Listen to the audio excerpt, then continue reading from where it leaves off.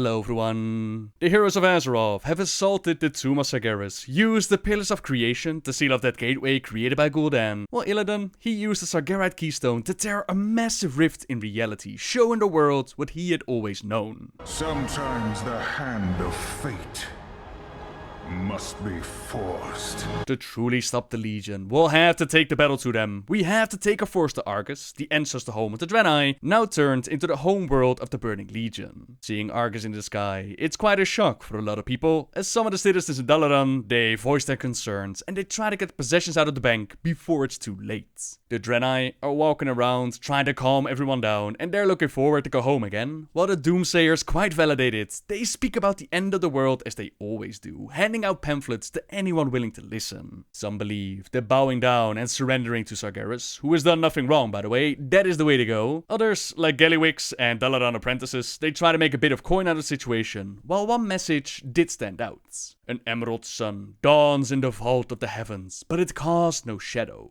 Most likely Argos in the sky. The world lifts her voice in terror, but only one can hear her cries. The Titan spirit within Azeroth, with Magni Bronzebeard acting as a speaker, having us help him with calming down our dreams, and also confirming that we have to go to Argos, that the Dark Titan is on his way, and our destiny will be found on the Legion's homeworld. From this space that is everywhere and nowhere, the crooked serpent feasts on stars. It has no eyes to see, but it dreams of infinite endings and beginnings. Hard to say what this one is specifically talking about. It could be related to the Void Lords in the Great Dark Beyond, or perhaps it's hinting at N'Zoth waiting for us down below. A story for another day. Right now, we have the Legion to focus on, and it's the Draenei that have worked on getting us there, so both factions travel to Azure Mist Isle. At long last, the vessel that will usher us to Argos is complete. Make way to Stormwind Harbor at once. The time has come to bring an end to this war. We will soon see if the Horde heeds Belen's call. Those savages lack any sense of honor. But they do know how to fight. We must find the Army of the Light. With them fighting alongside us, the Legion will fall. We must find... Your mother and father yet live, Arator. I am sure of it. But for now, stay focused on the fight to come. Prophet Velen will be pleased that you answered his call. We Draenei have long awaited this day. The Legion has run rampant on Azeroth for too long. It is time to see this done. Looks like they showed up after all. I see the Alliance answered the call as well. Vrisa still has no love for the Horde, despite our forces now teaming up against the Legion. Not after they took a Ronin from her, while Arator desperately wants to find his parents, Alleria and Turellian. We'll talk more about the history later on, since Velen is waiting for us. I've never seen the Draenei assemble a force of this magnitude. Argos is our ancestral home. We will not see it in the Legion's hands any longer. Then my parents can finally return home. Fellow Draenei, champions of Azeroth, the time has come to invade Argos. We will save our world and put a stop to the Burning Legion, once and for all. The Legion grows desperate. We should strike now, while their attention remains focused on Azeroth. You are right, Illidan. This may be our best chance to gain the upper hand. Despite the Exodar supposedly being repaired, as mentioned in Velen's short story, that is not the vessel that we're going to use to get to Argos. Instead, they focus their efforts on a brand new vessel called the Vindicar. Forces like Illidan, Velen, Romul, Lofrexian, Khadgar, Muradin, Aphis, Silgrin, Arator, Vrisa, Liadrin, Boros, Lightheart, troops from the Hand of Argus, and of course the champions of Azeroth, all of them board the ship and take it into the very heart of the Legion. All forces are on board and accounted for. The Vindicar will be ready to depart shortly. After we reach Argos, we will meet with the Army of the Light and begin our invasion.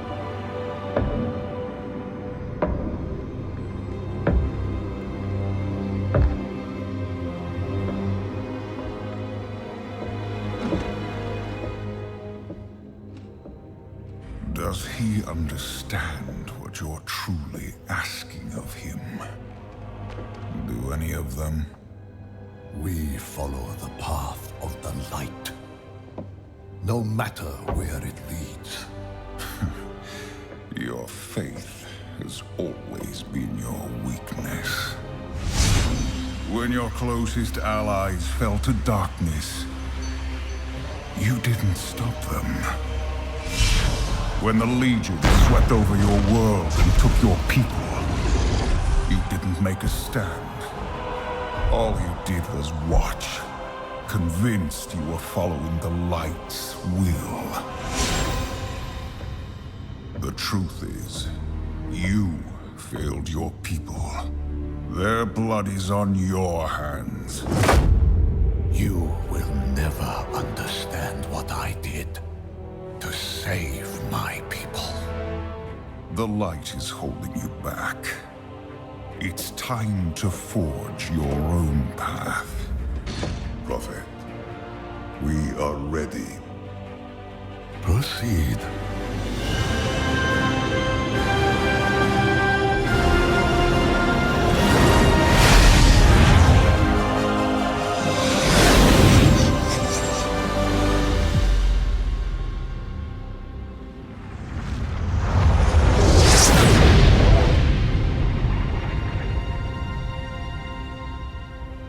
Where is your army of the light?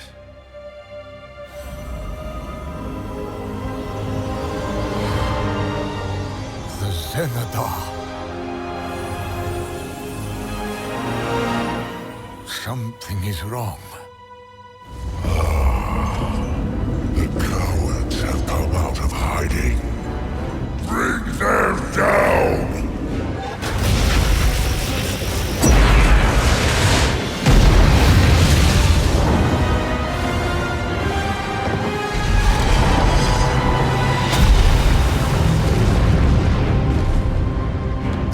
Will fire again soon! What are your orders, Prophet? We make our stand. The last battle for Argos has begun. Illidan believes that the light is holding Velen back, and how cool was it to see the moment in which Sargeras showed up in Argos, and he offered them a spot within the Legion. Our command was already on board with the Dark Titan, and Kil'jaeden quickly followed, only Velen realized that this was not the way for their people, and with the aid of the Naru, they ran away from their home. We saw Chief Engineer Ishkar of the Antoran High Command, who aims their weapon at the Xenadar, the vessel of the Army of the Light. Now there's no more running. The time has come to make a stand. We'll be shut down next if we don't act soon, so a bunker is quickly deployed and our vanguard moves out to establish a front. The Draenei are shocked to see what the Legion has done with their world. One of them actually died on arrival. Imagine being on the run for thousands of years, finally to come home, only to die. We can mourn for the fallen later. Right now we have some work to do, as the Legion's devastators, they're bombarding our forces, preventing us from getting any further. By destroying the anchors that keep their shields up, the Vindicaar is able to cleanse it with the holy light, while we also kill a whole bunch of the Legion forces. On the battlefield, we encounter Chieftain Hatun, whose people have been enslaved by the Legion, and they're in need of aid.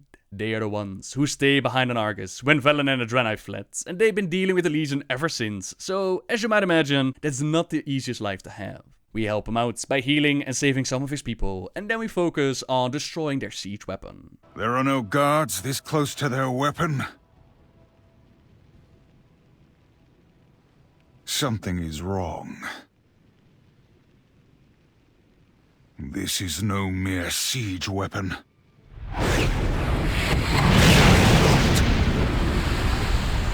We must stand together for Azeroth!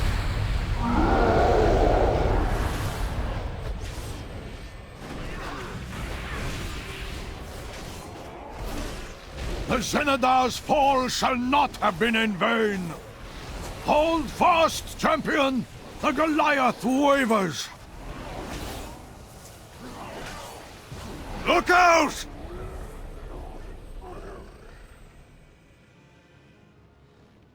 Whatever that thing was, I doubt that was the only one in Sargeras' arsenal. Soon the entire Legion will descend upon us. We will hold our ground. I only pray there are survivors among the army of the light. We won't be able to sustain another attack from one of those creatures. We must bolster our forces. The Krokul slaves fled somewhere further down the ridge as they were freed. They could not have gone far. They could be valuable allies in our fight. You assume much of their loyalties.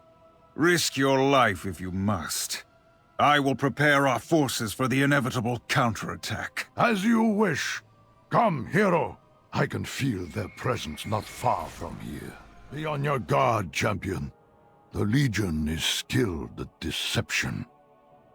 We may well be walking into a trap. Stay close. We are being watched. This hovel feels familiar. Prepare yourself, champion. We are surrounded. Show yourselves!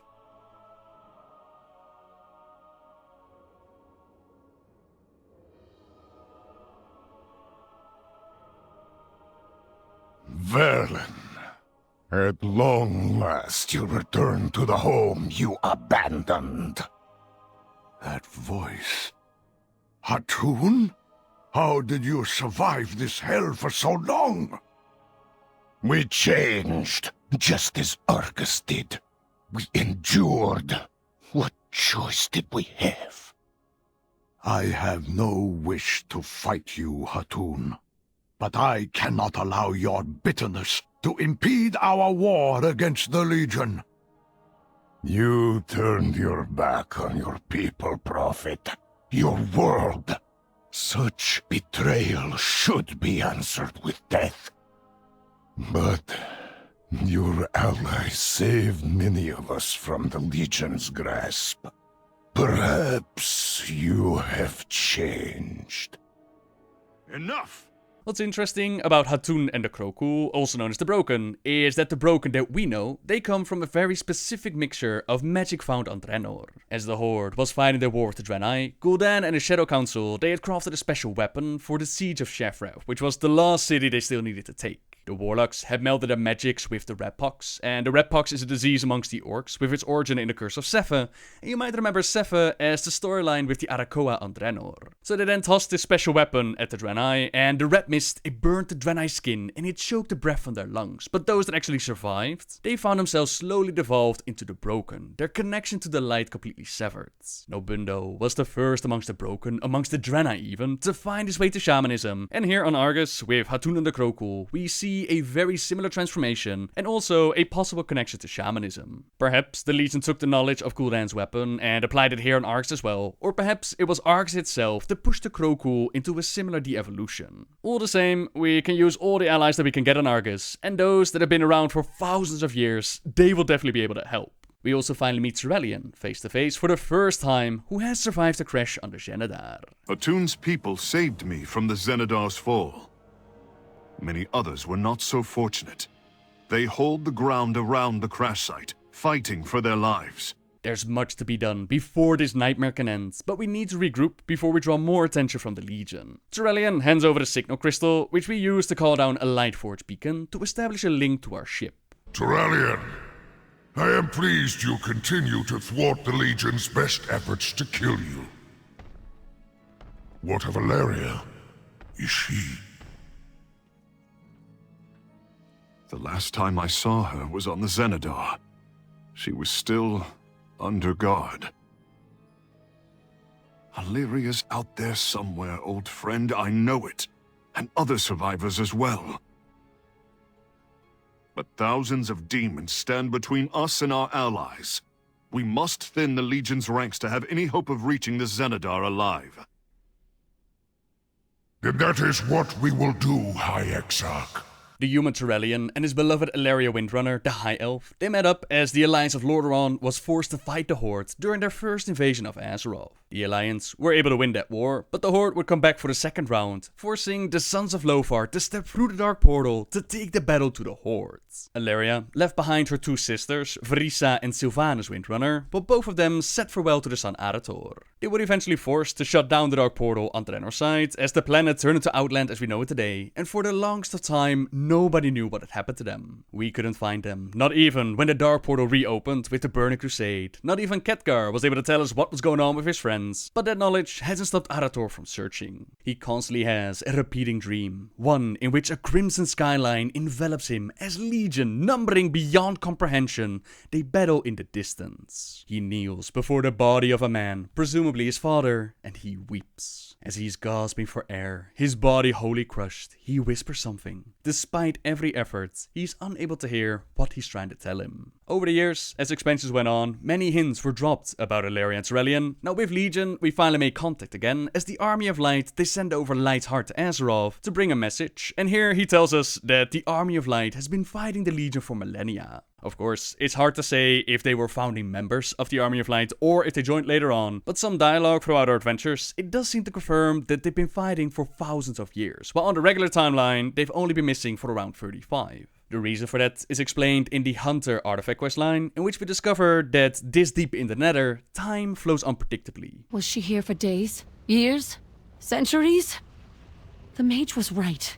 Time has little meaning in this place. That does leave the question as to how they've survived for so very long, especially Turellian as a regular human. But for now, the reason I'd give it is that the light has been keeping him going, but I haven't found a clear answer yet. Now together with Turellian, we help out Hatun and his people by slaying the demons in the Annihilum pits, while also setting those that have been taken captive free, freeing them from a life of labor, torture, and ultimately death. Meanwhile, Turellian carves a path to Aggrammar's lair, the leader of the pit, whose dead bones you might remember seeing in Outlands. Whatever happens, we stand together. Together, we fight the mighty Pit Lord, while Turellian is constantly screaming to keep his attention, until Aggramar, he's done playing around and holds us down while his fell puppies slowly move in to devour us. Illyria. Perfect timing, as always. Thankfully, Ilaria Windrunner shows up just in time to save our butts, and together, we bring the mighty demon down. Are you all right, Turellian? I am. In no small part thanks to our friend here. But Illyria, there's something else. When the ship from Azeroth arrived, I sensed his presence. I would know it anywhere, even after all the years we've spent apart. Arator. He's here. Every day, for 1,000 years, I've thought about what I wanted to say to him. Now, though, words fail me. I know, my love. I feel the same. But once we see our son, our hearts will speak for us. But couldn't you have reached out to us? To your people? To me? Arator, not a day passed that your mother and I didn't... Every choice we made was to keep you safe. It broke our hearts to be apart from you. They put a lot of emphasis on the family dynamic here, while Arator, he was never really mentioned in the lore until they came up with him for the Burning Crusade. I wonder what the reason for that is, if that dream of his is actually going to become a reality, but only time will tell, I suppose. For now, we check out the Vindicaar to familiarize ourselves with the ship. Artificer Shalana, she's standing with the Netherlight Crucible. High Priestess Ishana, leader of the Aldor, is offering her services as an innkeeper. And Telbus Wimbledon, he's conjured a portal back to Dalaran. All seems to be in working order. Time to continue our journey and get back to Argos. Any survivors of the Army of the Light, they should still be near the crash site of the Xanadar, and they'll need our help. If there is to be any hope of victory, we must rally them together and also rescue the Prime Naru Zera, who's still stuck within the Xanadar. We didn't come, son. There is so much more we have to say. But our allies at the Xanadar will soon be overrun. You must go to their aid, Turellian. I will scout behind enemy lines and provide a distraction. We will return soon, Arator. I understand. Light be with you both. Stay safe. We will gather the others and prepare for the battle to come. It pains me to see them go, Aunt Verisa. I could not bear to lose them now. Not after waiting all these years. Have patience, Arator. It may take time, but your family will be whole again. I know it. No doubt my mother will soon ask about Sylvanas. What are you going to tell her? It is a conversation I know we must have, but the thought of it fills me with dread. How can I explain to Illyria what our sister has become? The truth will break her heart. My scouts found the remains of Aggramar. We are in your debt, High Exarch. And yours, Outlander. The Legion will only fall if we stand together, Chieftain. And right now, we have friends facing grave peril.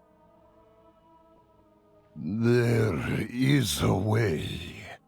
We will use what power we have to help you. A tunnel? So, this is how you have survived.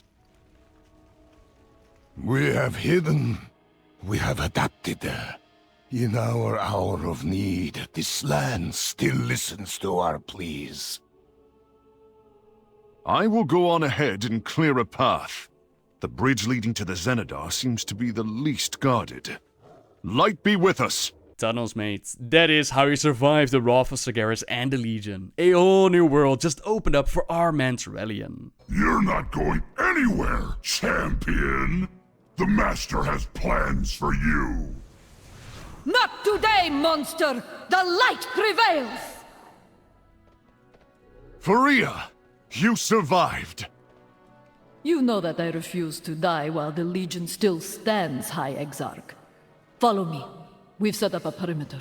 The Army of the Light is filled with badasses like Captain Faria, who just one-shotted Tarafash like it was nothing. They have light forged warframes to empower them in combat. Their eyes are glowing with the blessing of the light, and no demon is going to stand in the way of their objective. They need us to pick up some Argonite crystals used to power their defenses and weapons. We destroy the Legion's soul coffers to set their fallen comrades free to join the light. And while we go around, we also slay as many demons as we can. All of them tell us to keep an eye out for Ymera, who was separated from them and will surely need our help. Turns out that she needs us to shoot a bunch of the frenzied plague winds dominating the sky, after which she points us to Barat the Longshot, who's been trying to get into the Xenadar, but the entrance been blocked.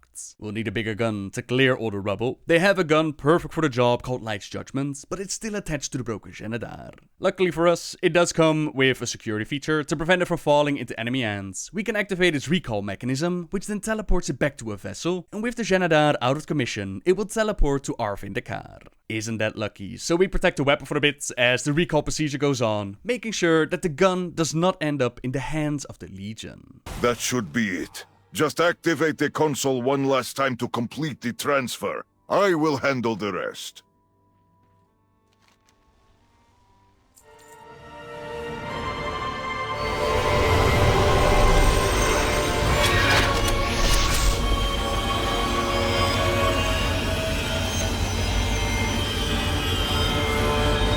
Light's Judgment is operational and in our hands. With its holy retribution, we clear the way into the Xenadar, just in time for Turellian and Illyria to show up again. Light guide. I sense Zira in the central chamber. Oh, thank the light. We are not too late. And what then? I was locked in a cell for delving into the void against her wishes. Will she make me a prisoner again? Or worse? Zira will see that you risked your life to save her. Her faith in you will be restored. I know it. Turellian is pretty relaxed about the situation, considering that his beloved Illyria, she was put under lock and key for going against Zera's wishes. Zira, don't worry. You are safe now. Come, champion. Help me guide her to the Vindicar.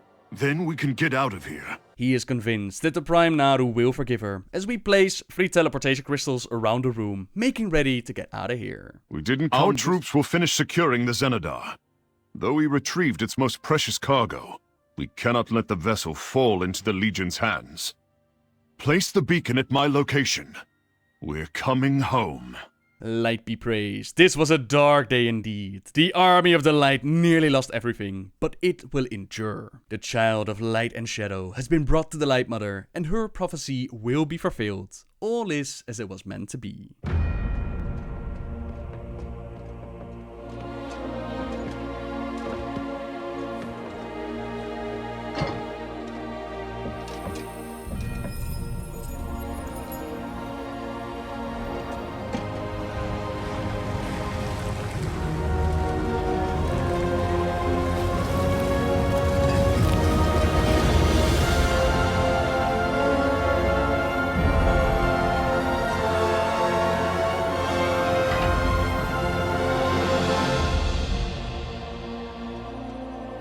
Blessed to be in your presence once more, Zira.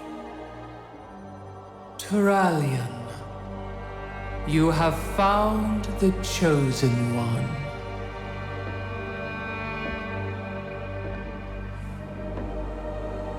Illidan, from birth, the light in your eyes held such promise for the future.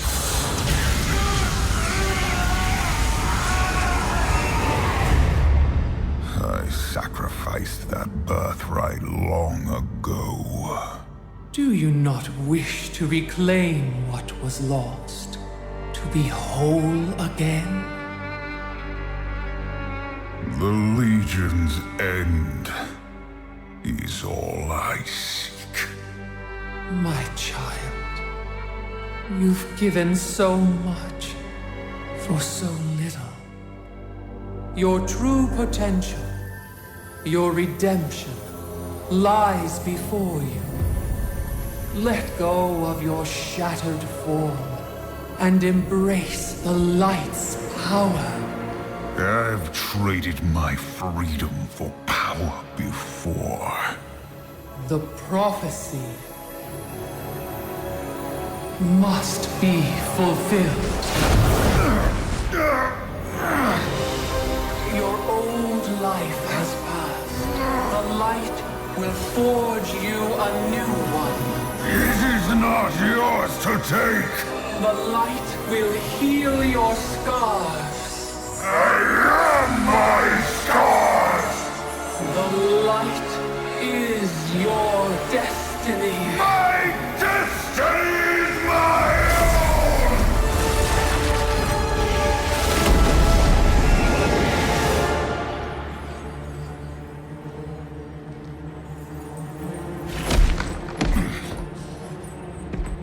You've doomed us all, betrayer! Your faith has blinded you. There can be no chosen one. Only we can save ourselves. Zera didn't take no for an answer, as Illidan just flat out rejects the prophecy. The light, it leaves Turalian's eyes, and to see him wield the broken blade of Anduin Lothar is so freaking cool. Some wondered if the light was actually controlling him, but considering how he acts from this point on, I don't believe that to be true. I personally think that it's more him gazing upon the Light Mother, but there will be some moments where the light has definitely blinded him. We'll get to that later on. Now this moment is probably one of the most interesting ones so far, as it puts the Naaru in a different perspective. They're usually described as these holy beings that can't do anything wrong, but here we see that on a cosmic scale, they don't really care about the will of the individual. In the grand scheme of things, they're willing to enforce their will for the greater good, which is relatable to what Sargeras is trying to do. He wants to save the universe from the corruption of the Void Lords by destroying it, so that they can't take over the slumbering Titan spirits, which is said to mean the end for the universe. In his mind, life has taken root before. Perhaps after scouting it, life will be reborn again.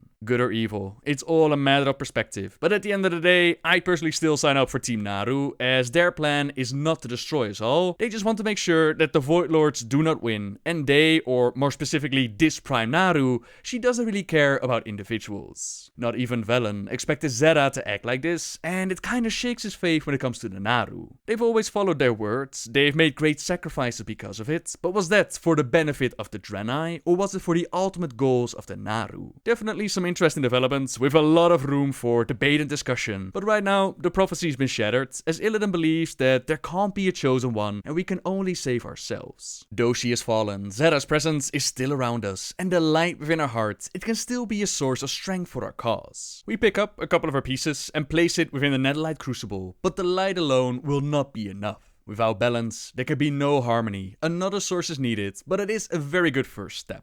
The light does not die with the Prime Naru. It shines within each of us. We still have our purpose. We still have a world to save. We must press on. You are right, Prophet. The mission still stands. The mission still stands before us. The battle for Argos is far from over, as we take the Vindicator to another part of the planet, the Untorn Wastes, from which we can hopefully assault their seat of power, the Burning Throne. By the light, what have they done to my world? First order of business is setting up a light force beacon so that we can quickly access and reinforce our troops down below. We also check in with Illidan, who lets us know that a direct assault on the Taurus, that would simply be folly. The Legion forces vastly outnumber ours, and they're replacing fallen soldiers at unnatural speed. Some of these are even strong enough to slow them down ever so slightly, so breaching their strongholds, that would require a different plan. While we strategize on what to do next, Magni Bronzebeard, he summons us to Krokul Hovel, as he has found something that he believes could help us overcome the Legion's infinite armies. The stone's whispers steady my people's hearts. It is curious that you hear them as well, outsider. It's fainter than the breath of the wind, but it feels so familiar to me. It's like Azeroth's call, only it ain't her.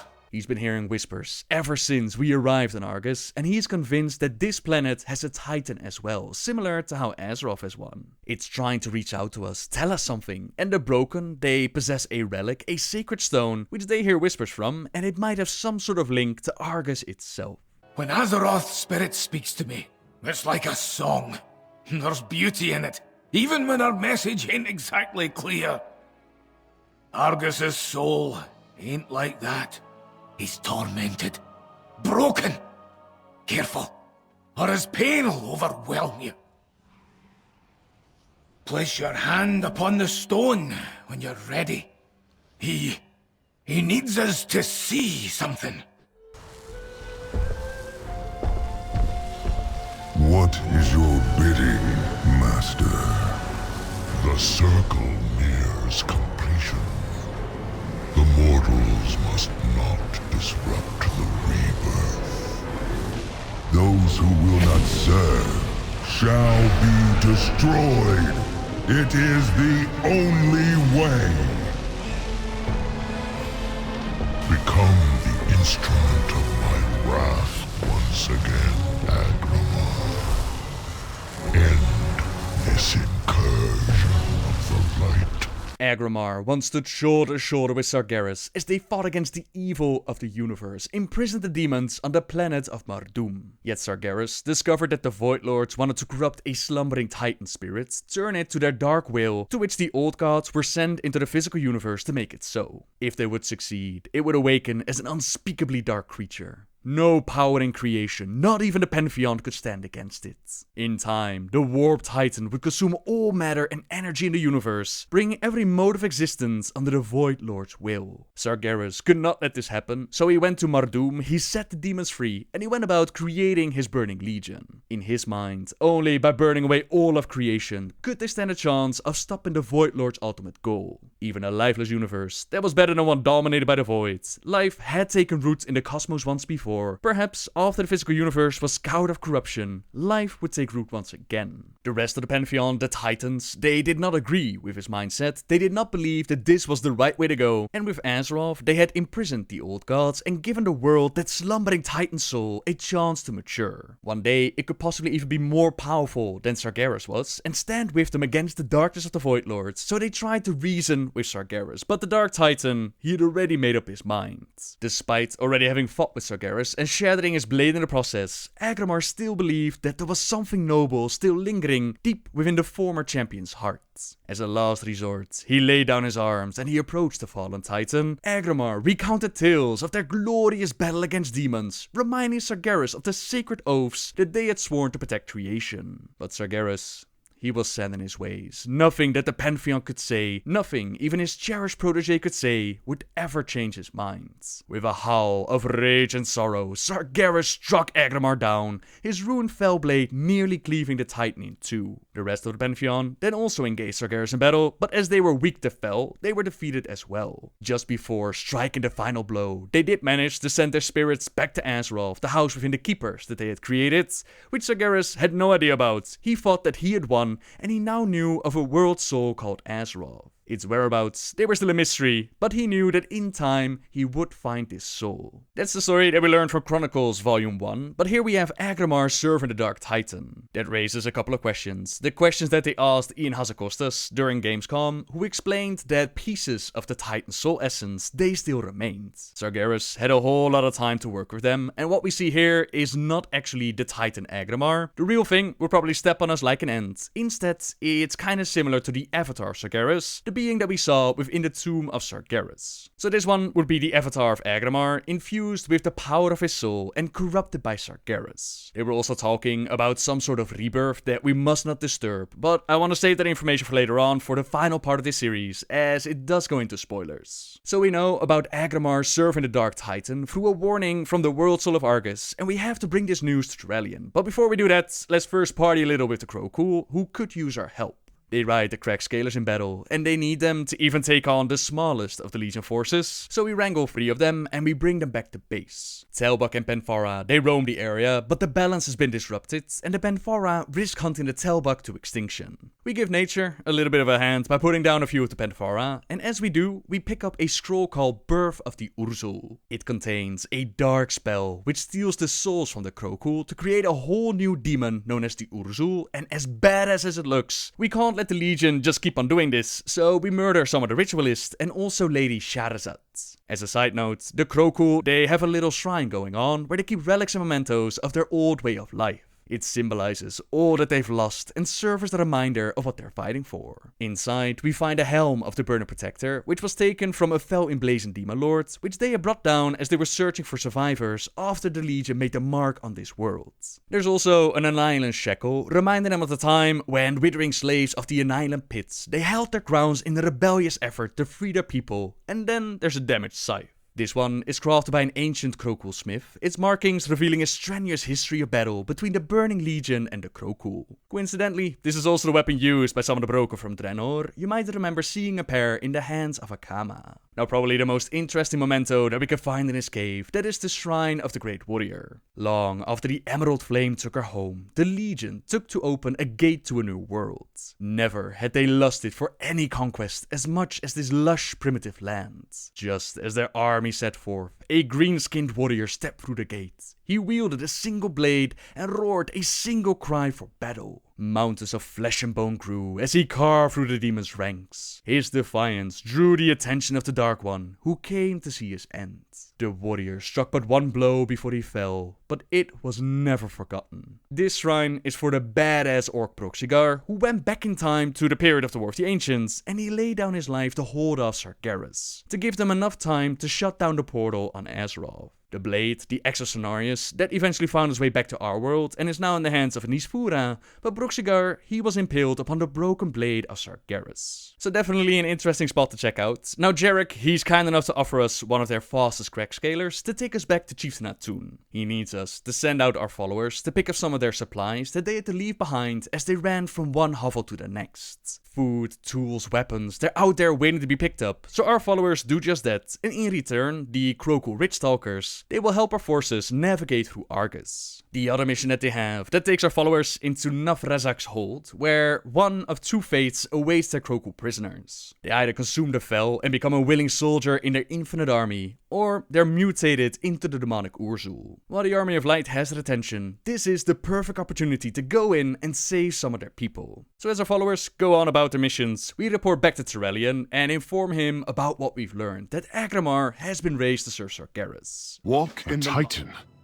The Legion must have harnessed the power of its soul to regenerate its armies in the Nether. If we can destroy it, The infinite army? Would become finite. Taking away the Legion's advantage would give us our best chance to save Azeroth. I will meet you at our staging ground near Nethraxis. The Vindicar must be ready to help us secure the hold at a moment's notice. I assume that what they mean is that they can regenerate the armies quicker, rather than the demons can only regenerate because of the power of the Titan's soul. That wouldn't make any sense with knowing that demons can only die within the Twisted Nether, but either way, we have secured a piece of land near Nafrazak's Hold, one of the Legion's chief military fortifications on the planet. If we strike it now, and we strike it hard, we may be able to tip the scales in our favor and buy us the time that we need to prepare a full assault on Antorus. I won't risk our forces on the Spire without that warframe backing us. It will be ready, High Exarch. You have my word. We need the badass Lights Warframe up and running to have a chance at taking the hold, and to fix it, Romul needs us to collect a few parts from the battlefield, remains of battles past. Velen has us looking out for our fallen warriors, sanctifying the corpses that we find, while Illidan, he wants us to disrupt their numbers by killing a whole bunch of their forces and one Nafrazim Banelord. Already their ranks crumble. We must press the attack. With the parts gathered, the Warframe is almost operational, but it needs a good jolt to revitalize its systems. Warlocks in the pools down below, they use pieces of Argos infused with Fel energy to create living siege weapons. If we can collect one of their Fel cores, that would be just the thing that we need to get this vehicle of light going. Meanwhile, Illidan, he has us focus on the Spires of Woe to clear the way for our troops, while Illyria, she wants us to take out 2 of the Shahadah priestesses who are part of Sargeras' inner circle. His chosen never leave the walls of Antorus, so this is a great opportunity to take them out. You dare set foot in the sacred pools? Suffer. Do you not see? Without the Fel, the shadow will prevail. Our crusade is the only path to redemption. All will be reborn by the Master's flame. You lack vision. That might be, Lady Heretica, but the Fel wants to kill us all the same, and we have to find another way. Without the Shivara bolstering their strength, we might just stand a chance, and with the final component gathered, it's time to jump into the Warframe. We will advance on the Citadel on the ground, while you clear the way ahead. Expect heavy resistance. Nethraxis will not go down without a fight. Rendezvous in the central courtyard once he has fallen. Good luck. We take the lead as we fly into Nafrazak's hold, clearing the way to Lord Nafrazak's. Many demon troops they've gathered, and reinforcements are constantly pouring in from the rifts. But we shut them down and we kill a whole bunch of the demons, until only the ruler of the hold remains. He obtained this title as thanks for his role of delivering Argos to the Legion, so let's pay him a visit and thank him personally. You ally yourselves with the traitorous Draenei and their light, yet it leaves you so with my death. The day is ours. We await you outside, champion.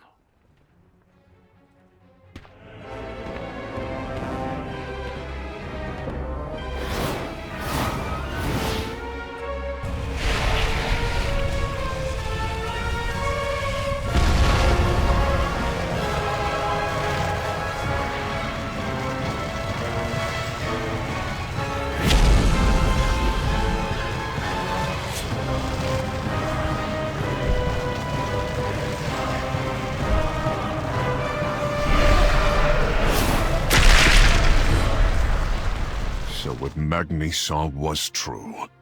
Aggramar lives once more, in the service of Sargeras. The power at their command is immeasurable. The Vindicar cannot withstand their assault. The Titan Soul of Argus is the key to breaking the Legion. Our defenses must hold long enough to destroy it, or Sargeras wins. I have given our plight much thought. As it currently stands, we will be destroyed if we challenge Antorus. There is one hope, one treasure that may give us the edge we need. We called it the Crown of the Triumvirate. A lifetime ago, my brothers and I crafted a relic designed to bring prosperity to all. I still possess a third of the whole. I carry it with me always.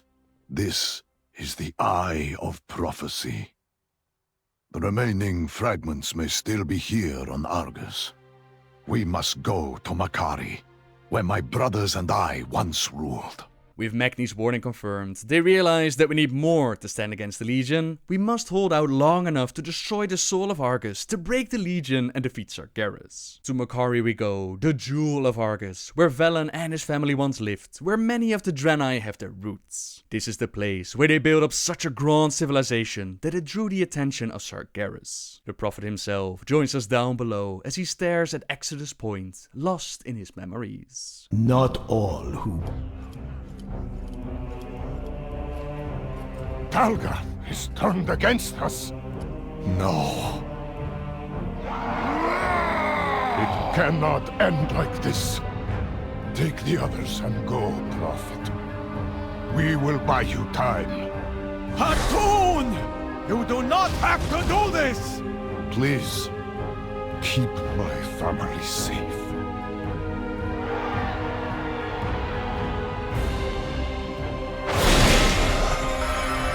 Hooray! Help us!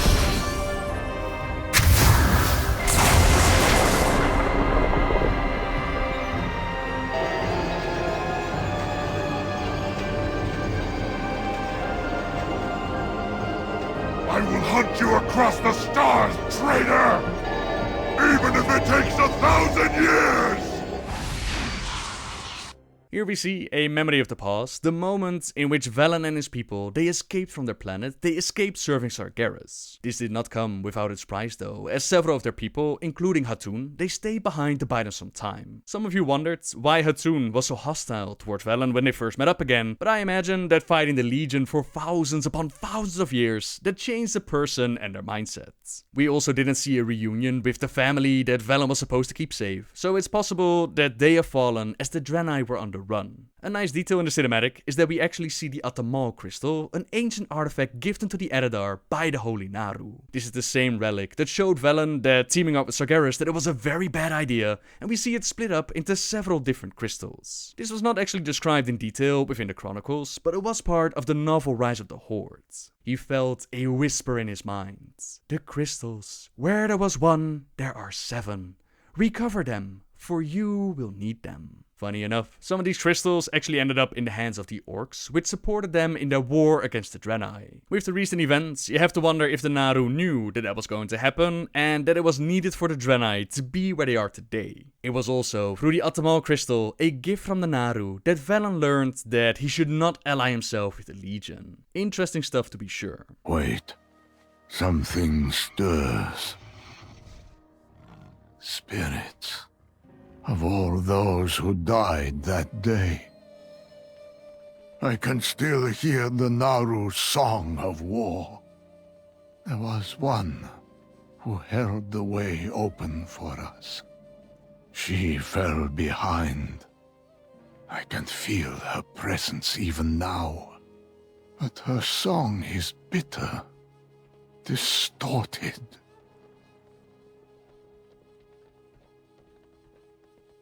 Laura. These echoes of the past have been reliving the same battle for who knows how long, quite a long time, and it seems like they were unable to activate the defenses. Perhaps if we finish their mission, we can bring them rest, so we pick up 3 stolen pylon cores to activate the ancient pylons, while also taking down Khazad-dûm. He's a hulking beast who has shattered the Argonite matrix that powers this part of Makari. So many were left behind. They linger, forced to relive their final moments over and over again. Perhaps the only way to end their torment is to finish what I started so very long ago. We must let these spirits finally realize their escape. And so we do, by fixing up the shattered remains of the Argonite matrix. These spirits, or echoes of the past, they can finally end their long battle. My people will never know how I mourned for them. The depths of my regret as Argos grew smaller and smaller in the distance. I begged the Naru to go back. That is not your path, they told me. Is this what they intended? We must unite. It is time to forge our own path, my friend.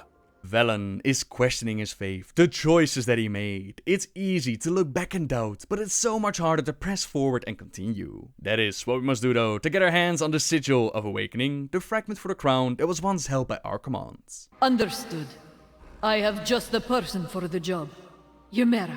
Archmage Ymera joins us on this mission. She joins us at the Conservatory of the Arcane, but the construct that's supposed to provide information to help us locate the Sigil, that one is currently offline. We need to restore some of his power, so we not only stabilize some of the erratic power conduits, we also gather partially digested arcana from the Panphara in the area to devour the energy to survive. I had hoped that would work. The lights are on, but no one is home. I am going to need your help. Jostle it a bit, won't you?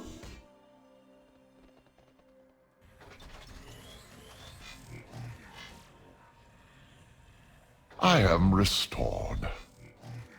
Oh no, I know that voice. Exile Ymera, why have you returned? We need to... Conservatory resources are not available to one of your... status. Of all people to become gatekeeper. Perhaps you had better do the talking. Inside this construct rest the spirits of an Eredar, one who was once upon a time the keeper of the conservatory's keys, custodian to all of its locks and gates. To halt the ravages of time, he placed his soul inside the construct, enabling him to watch over the place for all eternity, but sadly, it did nothing to improve his attitude. Apparently, there is some history between Quorum and Ymera. She was exiled for something, but the details are not known. All the same, we have to prove ourselves worthy of going after the Sigil by going through 3 trials. One is to test our cunning by matching different colors to create the right Sigil and open the way up, as we can see the echoes or spirits of this place. They're playing some sort of magical sport. Another is a test of tenacity by going through a structure with deadly laser beams and arcane bombs, ready to end our life. Try not to let the beams touch you. Mind the stairs. I imagine it is quite painful.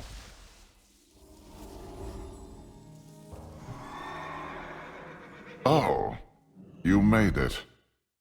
Wonderful. Even after passing this trial, Quorum keeps up his attitude, and he doesn't give us a ride back. While the final trial is one of mastery, one to show our strength. We are pitched against what remains of Argomar's greatest pupils, those who once held such power in their own disciplines that the Conservatory actually remembers them even now. You face Jarasum, Grand Vizier of the Conservatory. Does that sound familiar to you? Well, Ymera, she provides some background information on these characters, and Grand Vizier Jarasum, while being part of the Eredar, he oversaw much of the day-to-day operations within the Conservatory. Now we know him better as Jaraxxus, the name that he took for himself as he joined the Legion. You face Jaraxxus! You face Jaraxxus! Eredar Lord of the Burning Legion! There's also Archconsul Valara, who worked parallel to the Awakeners Guild. She led the consulate in the pursuit of the powers of creation. Under her tutelage, they vastly expanded their ability to summon creatures of the arcane, and when she joined the Legion, she took on the name of Velistra, who we saw at the Broken Shore, and then later during the invasions across Azeroth. Enough! You have proven your worth. Last but not least, we have High Awakener Argon, who got to this position after his predecessor, Talkiel, was banished. Talkiel is known to warlocks as the Skull of the Man'ari, one of the artifacts that they obtained, and Argon, he led them deeper into the mysteries of soulbinding. The constructs that still walk these streets, they're his doing, and within the Legion, he became known as Argos the Soul Cleaver. He too showed up at the Broken Shore, and then later played a part in Suramar, where he was delivering prisoners to the Soul Engine at the Fel Soul Hold. I suppose that qualifies as a victory. Passing the trials, it qualifies us to seek the Sigil, but our greatest challenge, that still lies before us. We must go to the Praetorium and face the echo of Argomar himself. Only by defeating the Master of the Conservatory will we be worthy of the Sigil. I cannot step hoof in the Praetorium. But you know that, didn't you? Perhaps. I have complete faith in you. I will be nearby when you are finished. Ah, yes. It has been too long since I have humbled the pupil. Come, face me. I must confess, these trials do provide endless amusement for me. You think yourself clever for getting this far, but I know how it will end. A worthy tribute to my conservatory's teachings. You will do Argus proud. Claim your prize. Not even Argos himself will stand in our way of obtaining the Sigil of Awakening. It radiates raw power, much like Argos himself. It's far too powerful to keep it out in the open, so we return to the Vindicator and we secure the Sigil. Argos was disdainful of the Sigil's limitations. Without the rest of the crown, it gave him little power. And power was all he ever craved. This disdain is what allowed us to recover the Sigil. Had he anticipated its value to us, he most certainly would have destroyed it. I do wonder what he hoped to prove with his trials. Was the Sigil itself the test, perhaps? We are one step closer to unlocking the Vindicar's true potential. All that remains is the crest of knowledge. Then the crown will once more be whole. We have one more piece to collect to finish the crown, but we don't focus all of our efforts just on the demons that we find on Argus. The Legion's fanatical crusade, it leaves them spread thin, and as they focus their defenses on our assault, this creates the perfect opportunity for us to tear into their forces on completely different worlds. Find their portals and kill the demons on the other side. We follow the Legion into worlds that oddly look familiar to the places that we've been like before, like the Firelands, Zangarmarsh, the Grizzly Hills. But still, the idea of visiting a whole different planet, it is kinda cool. We're not only dealing some blows to the Legion on their home base, we make sure that other planets are liberated from their influence. I wouldn't mind seeing a future expansion with different planets like this, go into the Great Dark Beyond and find out what other cultures and races are out there. I was actually kinda hoping to see some of these influences within the Army of the Light, but it seems that only the Draenei are amongst their ranks. Perhaps the rest of the army did have some more diversity once upon a time and was simply wiped out already. Who knows? But besides following the Legion through the gateways, we also have a quest that takes us back to Outland. Near the Shattered Fields, we find the dead body of a Lightforged courier who carried a very important letter, important enough to be murdered for. The Legion is up to something, and our scout Skara was after 2 encoded orders held by Legion troops to find out more about their plans. Her partner Bray was a codebreaker, but also slain while trying to get to our lines with a codebook that we'll need in order to translate these Legion orders. It's up to us to finish what they started, so we retrieve the Army of the Light codebook and we kill a few demons to get our hands on their orders. Turns out that the Legion is planning to free an Inquisitor called Raugar, a demon from right here in Argus who cannot be killed because of a secret magic that he alone possesses. Because of his immortality, he was kept within the Arcatraz in the Tempest Keep, a prison where the Naru house some of the most terrifying and dangerous creatures in the universe. You might remember partying with Millhouse Manastorm in this place, so while we travel to the Arcatraz to stop the Legion, Romul will study the source of his immortality so that it can be broken. High Inquisitor Ralgar was imprisoned deep inside the Arcatraz. The Legion is already here, so be careful. The Legion has opened portals to invade the Arcatraz. Shut them down before you find yourself outflanked. We shut down the portals and kill a whole bunch of the Legion in our way. We even stop them from draining Zedekev's lingering void magic, one of the bosses that used to be here in the Arcatraz. When we finally do reach Stasis Block Maximus, we arrive just in time to see Lazarun set our master free. I am free! Hurry, High Inquisitor! The enemy is upon us.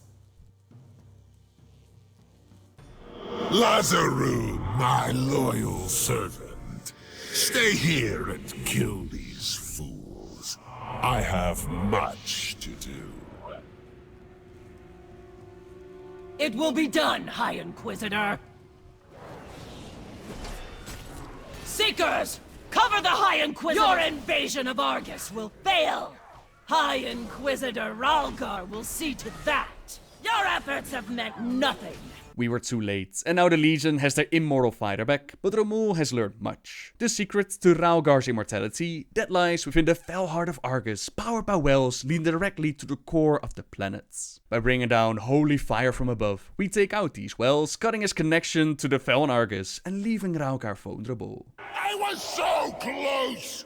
You are not worthy to stop me, worm! But we are, of course, and we take out the High Inquisitor, claiming the Heart of Argus for ourselves. It still has a bit of power left in it to protect us, another special ability that we can add to the Vindicaar, right next to Light's Judgment and the Lightforce Warframe, with an added bonus that if you use the Shroud of Arcane Echoes, you'll actually be able to open up those special chests found locked on the planets. So with that little detour from Argus out of the way, let's focus on the main objective again, the Crown of the Triumvirates. Velen has taken Captain Faria and our forces into the Aggramar Gardens to search for the crest. Picking up the Sigil of Awakening, that was like announcing our presence to all of Argus, and the eyes of Antoros are firmly upon us. The Legion has come to Makari, which means that our forces are most likely in trouble, and we have to go down to help them out. Faria, status report.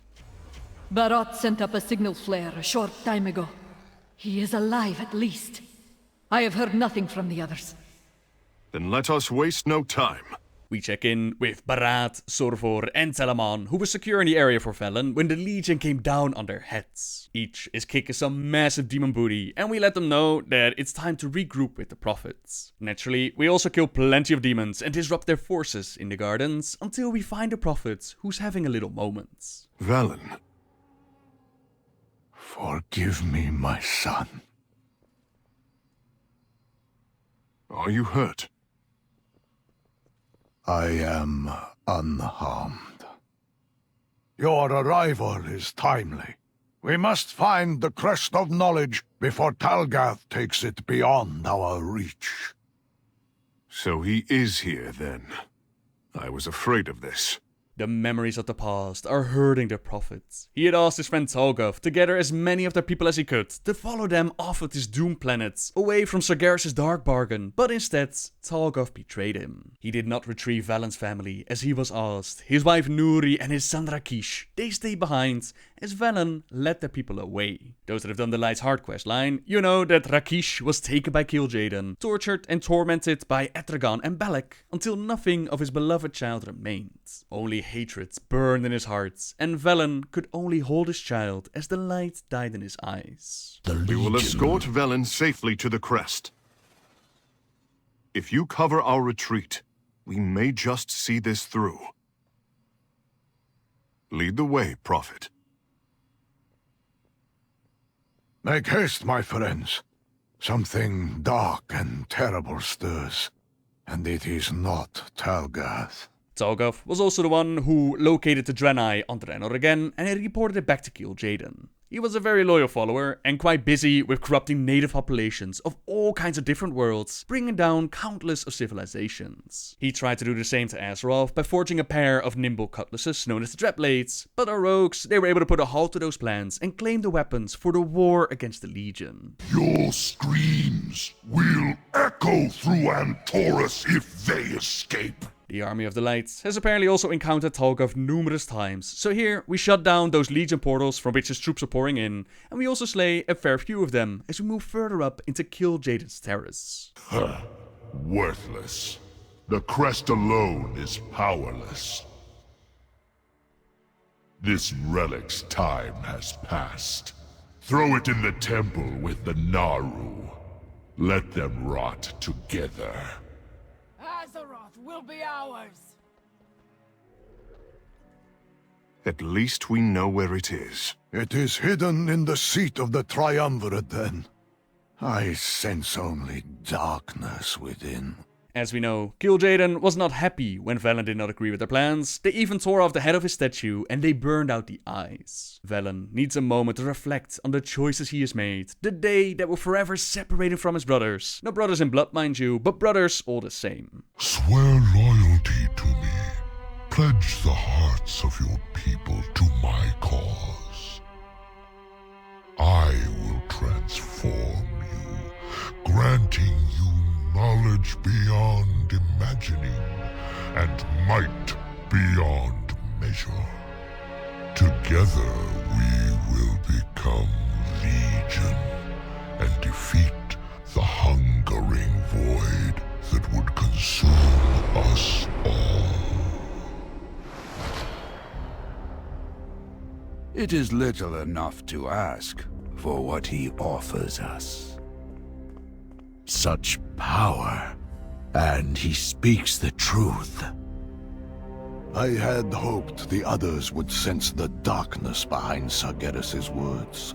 But they were blinded by their vanity, their hunger for power. The Atamal crystal soon showed me the horrible truth of what would come to pass if we accepted the Titan's offer. We would be transformed, not into wise leaders, but into hateful monsters. After witnessing the truth, Velen shared what he had learned with Argramar and Kil'jaeden, but they didn't believe in the vision that he showed them, and they remained convinced that going with Sargeras, that was the best plan. Gently, sorrowfully, Velen detached his thought from theirs. Now, what was in his mind and heart stayed there. He would never again share it with these two, who had once been like extensions of his own soul. Not all Make who way! wander are I will lost. deal with this myself. He's here. How unlike you, Velen, to stand your ground. A welcome change of pace, to be certain. Talgath, we need not come to blows. I offer you one chance. Stand down. Still the pacifist, I see. Face me! Oh, how Kil'jaeden mourned for you. Do you know how deeply your departure wounded him? I lost a beloved brother that day as well. You did not lose him. You gave it up. All of it! Your people, your planet, even your family. I have not forgotten your betrayal. I only hoped they would give you a reason to stay. How cold of you, leaving without your mate and child. Silence! You dare speak of them? Struck a nerve, did I? Shitsa, you hide behind your allies, as usual. We will finish this another time. No, this ends now. This is your end. If there is a shred of goodness left in you, you will help us find the crest of knowledge. You are far too late. Nothing will escape the temple, not even the light itself. I see. Safe journey, Talgath. The Prophet is not taking any prisoners as he smites the one who betrayed him, and in his final moments, still trying to hurt Velen, Talgath actually gives us something to work with. The Crest of Knowledge is apparently hidden away in the seat of the Triumvirate, and it's not unguarded. If Velen's suspicions are correct, then we may be facing a massive threat in the form of a Dark Naru. We must return to the Vindikar and plan our next steps there. Talgath's last words. Not even the light can escape. What did he mean? The darkness that lingers in the temple. The shadow that looms over all of Makari. Is Laura. Impossible! She is a Naru! A being of the light! There is much Zira did not want you to know. Been fighting in the Army to Light next to a Naru for 1,000 years, and never did Cerulean find out about their darkened states. This can happen when a Naru falls ill, or by the hand of mortals, as we've seen with the Blood Elves who drained the light of the Naru Mu'uru. If you push it far enough, then it will turn into a Void God. Mu'uru, for example, he turned into Entropius during the Sunwell raid, but there is a chance to recover. The Naru Dur in the Akonai crypts spent centuries regaining its light, and priests, they used the artifact to restore Saara from its Void God state named Raka. It's a bit odd that Cerulean never knew that this could happen, especially since it made Illyria, she was thrown in prison for dealing with the Void. But I guess that was just something that never came up. Must unite against... We have no time to celebrate our victory over Talgath. Laura's dark song echoes in my mind. If the Crest of Knowledge truly rests within the temple, we stand against the Void itself. Light, help us. Without the Crest of Knowledge, we cannot prevail. Come, we must brave the darkness. Hold, Prophet. I have scouted the area. The shadows grip Makari more tightly than you know. The darkened Naru pulses with void energy. It has become a beacon, calling those who would use this power for their own ends. It is far worse than I feared. Do we have the strength to face such a foe? There may be another way. I will require a second set of hands, however. The Narulura that stay behind to buy Velen and his people enough time to get away from the planet. She is turned to her dark state, pulsing with void energy, which has now drawn the attention of the Ethereals. They are no strangers when it comes to the powers of the void, as their homeworld of Karesh that came under attack by Dementius the All Devouring. He opened up countless gateways into the void and the twisted nether all around their planet, bathing Karesh in arcane and dark energies. They used every scrap of their advanced technology to construct magical barriers around their cities, but it was only partially successful. It did indeed block the dark energies pouring in, but the unimpeded flood of arcane energy that tore away their corporal shells and infused their souls with enough energy so that they could subsist without an actual body. They started to bind themselves with enchanted strips of cloth to provide their souls with enough structure to survive. Now this altered state, it actually proved to be a blessing in disguise, as their enhanced minds and magical abilities, it allowed the Ethereals to fight Dementius to a standstill. Over the years though, Dementius grew so powerful that he was able to summon armies of fellow void creatures, which in turn forced the Ethereals to flee into the twisting nether. They've showed up several times, we even teamed up to take care of Dementius during our adventures within the Burning Crusade, and now here they are, drawn to the delicious powers of the void, ready to gather it for their own plans. We already saw a similar scheme going down during the Mage and Priest artifact questline, and speaking of artifacts, as we travel to Makari, our Shadow Priest Naifu Waifu, Zelatov, Blade of the Black Empire, she becomes very excited. Can you taste it on the air? The sweet nectar of madness. Ah, this place is swollen with it. Together with Illyria, we go down to the ruins of Orenar to investigate the situation. It is as I thought. The void's corruption has reached them here. I am certain it had help. Take a look around. Call for me if you find anything of interest. You must hold fast to your resolve. Temptation weakens the mind and spirit.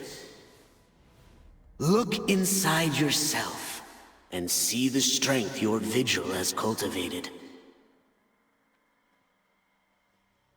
Do not let the long, dark night break you.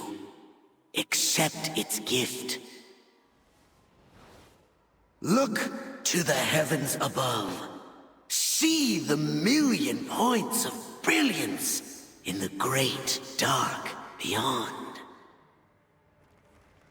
No, you are not alone. Our salvation is out there, somewhere. I found a survivor. Come to me. We see echoes of Arkan trying to keep his people sane, while the whispers of the void, they fill their minds. There's also a statue that fills our mind with a somber voice. You must resist the shadow's pull. Come to me, brothers and sisters. Be whole within the light. Let Arkan show you the way home. The rest of the message is garbled, and the nearby broken, they're gnawing on some of the pieces of the statue, so we make sure to collect the fragment prayers. Seeing how Arkan tried to keep them connected with the light, it seems like their transformation into the broken, that was not because of the red mist, that special weapon used by the orcs, as that will sever your connection to the light. It looks like Argos just had a very similar effect with devolving them into the broken. Come on out. We mean you no harm. A voice. Archon has never heard this one before. We found your messages. Yes, Archon did call, but he was not expecting. Arkan is one of the few remaining broken that has not succumbed to the darkness, and he still remains some of his sanity. Illyria can sense some of the void influences nearby, and she thinks that dispelling these manifestations, that it should help our new friend clear his mind. The prayer fragments that we collected, they still have some light energy in them, so they'll do the trick. While Arkan himself, he wants us to put down a few of his people enveloped by the darkness. Arkan, was it? Can you tell us what happened to your people? Arkan knows, yes. Arkan remembers now. He remembers something that he believes will save us. Isilon is calling to him, and there we will offer words to the light. The light will banish the darkness, so we follow Arkan to Isilon. Arkan remembers! Isilon calls to us! Isolon will look to the stars again. That is not Isolon calling to you! Wait! He's still here. He crossed over into the void. We may still be able to save him, if we hurry. Who is that? Watch now, as a weak mind gives way to darkness. Show us, please! Please! Let me satisfy your curiosity. Thank you! Thank you! Archon finally understands! It will all be undone! There's nothing but the void! You must know the truth! Resist their call, Archon! Archon will make you understand! No! What you have seen is a lie! Whispers! Too loud! Ah! We are losing him! Why they not listen? He cannot hear us! We must end his suffering! What has Archon I am done? sorry you had to learn this way. Rest now. Do you feel that? Something is pulling us back. The shadows can be an ally. Locus Walker. I see you've met the Viceroy. What are your people doing here? I am here to find out. Follow, if you can. Together with the Locus Walker, we step into the realm of the void again, and we find some information as to what the videos are doing. The Locus Walker is apparently Illyria's teacher, the way that she got into the void to begin with and ended up in shackles. She's surprised to see more of his kind dabbling in the void, but he had hoped to find more worthy souls on the planet to follow in his footsteps. Instead, Illyria is still his best student, while the rest of them, they will simply be overtaken in their conquest of spreading the void and plunging Argos into darkness. With the recent audio drama, we did receive some more details, and it turns out that Illyria, she was assaulted by the powers of the void, and the visions shown, it made her doubt about the path of the light. Circumstance pushed her deeper into the void, to protect her beloved Turelian, to protect her child Arator and Azeroth, which eventually led to searching for the Locus Walker. The Legion had spent countless lives trying to capture him, and eventually did succeed, holding him on the planet of Nishkara. Illyria allowed herself to be captured as well, and she made a bargain with him, his teachings for his freedom, but getting out of there did force her to leave behind her bow, waiting for marksman hunters to pick it up. Eventually, the High Elf had to cut her studies short and return to her beloved, using the powers of the void to save him. But Zera was not happy with her child wandering off the path of the light, and they placed her in chains. We also learned that you don't want to ask the Locus Walker about his real name, because he gets pretty pissy about it. And the video on the Vindicaar, he does know about him. Taumaturge Vastrin knows Locus Walker as a disreputable individual who sought him out as a financier of a project that sounded profitable, but he has never repaid his investments. I need to finish what I started, Locus Walker. Can you, though? With your attachments? What are you talking about? Why, your mate, of course. How does he feel about your choices? Farewell. Turelian trusts me to make hard decisions, and I him. I am not talking about trust. How can you expect to embrace the shadow with the light shining so brightly at your side? Without the light, there is no shadow, teacher. Locus Walker has showed us what the Invaders are up to, and we need to stop them from cultivating the Void, calling it Argus. We shut down a couple of the Void Harvesters, and we kill a few of the Shadowguard Inferiors that have tragically succumbed to the call of the Void. After some consideration, he decides to give Illyria this second chance, another opportunity to pursue her destiny into the Void. His people are summoning a being of darkness to provide just enough energy for her to start over. Yes, this specimen will do. Prepare yourself, Illyria. Your friend here will hold its attention. That thing! It's calling to me! Focus your mind. Remember your training. Arator! Turelian! The Void shows only half-truths. Trust your instincts. I can't! Oh! Fight, curse you. I won't let you. I am not yours to claim. I wonder if that half-truth that they showed to her is a hint at something happening with Tyrellian, possibly connected to his son's dream. Impossible to say, I suppose, but for now, we pick up the heart of Nalatov for Illyria to devour. Be gone, wretched darkness. Be sure to collect our prize, fleshling. I will tend to Illyria, the heart of a demigod. This is no mere token, Illyria. Take it, and you will be one step closer to your destiny. I understand. Thank you. Both of you. How do you feel? My head is swimming. Remember, so long as your mind is your own, you command this power. It does not command you. Illyria is drawn to Lura, while she hands us the remnants of Nalatov, a core shadow that we use for the Netherlight Crucible, and by doing so, we bring balance. These two forces must coexist, and their powers combined, it allows us to empower the relics used for our artifacts. Now that we have all that we need, it's time to join Illyria at the seat of the Triumvirate to try and recover the Crest of Knowledge, as well as dealing with the Ethereals and their plans with the Void. Inside, we first encounter Zural the Ascended, who represents the Shadowguard's first success at creating a Void-infused Broken, whose mind has not fallen into madness. A renowned brawler in his past life, Zural uses his newfound dark strength to empower his attacks and decimate his foes. Such strength. Champions, over here.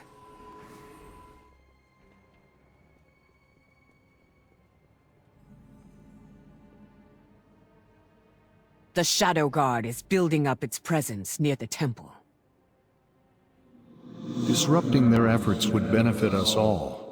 Also, their commander here has a particular item that would be useful to me. Just give the word, heroes, and we can begin the assault. Figure out their motives, and put a stop to their efforts. Fools! We shall push you back. Our mission will not be jeopardized.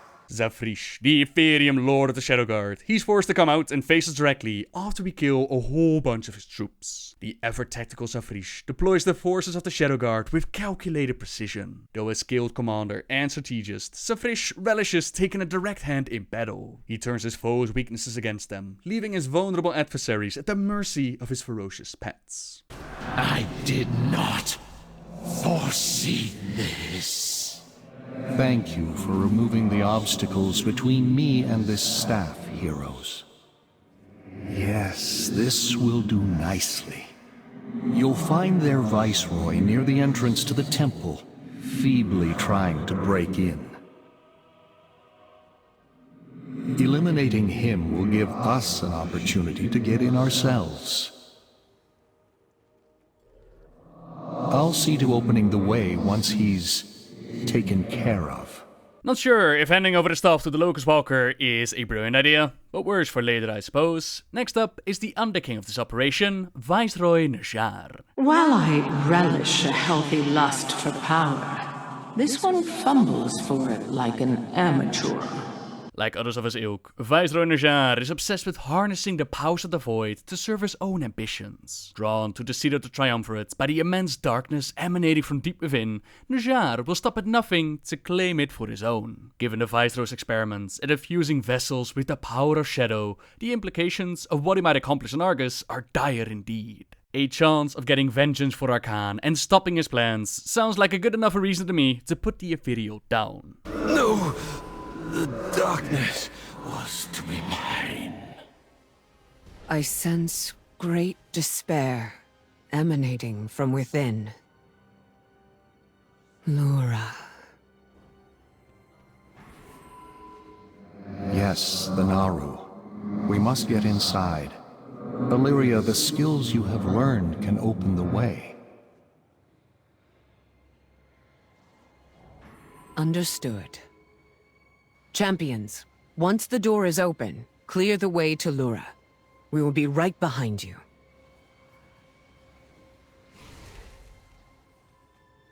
The way is open.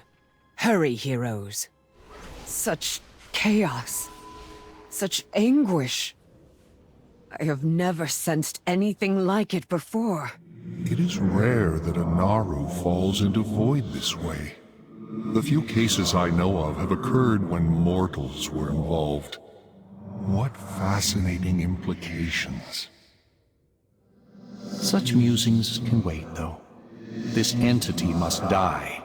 Like I mentioned before, Lura was the one who stayed behind to buy the Draenei the time to escape. Kil'jaeden, then enraged by this betrayal, he ordered the wounded Naru to be sealed away in the seat of the Triumvirate. Over the long millennia that passed, Lura fell from the light to the void. Her elegant song of courage and hope that became a shadowy dirge of despair, luring those seeking to lay claim to her power. During battle, she calls to the void, becoming immune to all attacks as rifts open up within the chamber, but that also creates an opportunity for Illyria as we kill the Rift Warden. Seize the power of the portals, Illyria! It can become your weapon! Incoming! She uses her mastery over the void to break the shield around the Dark Naru, which gives us the perfect opportunity to end her suffering.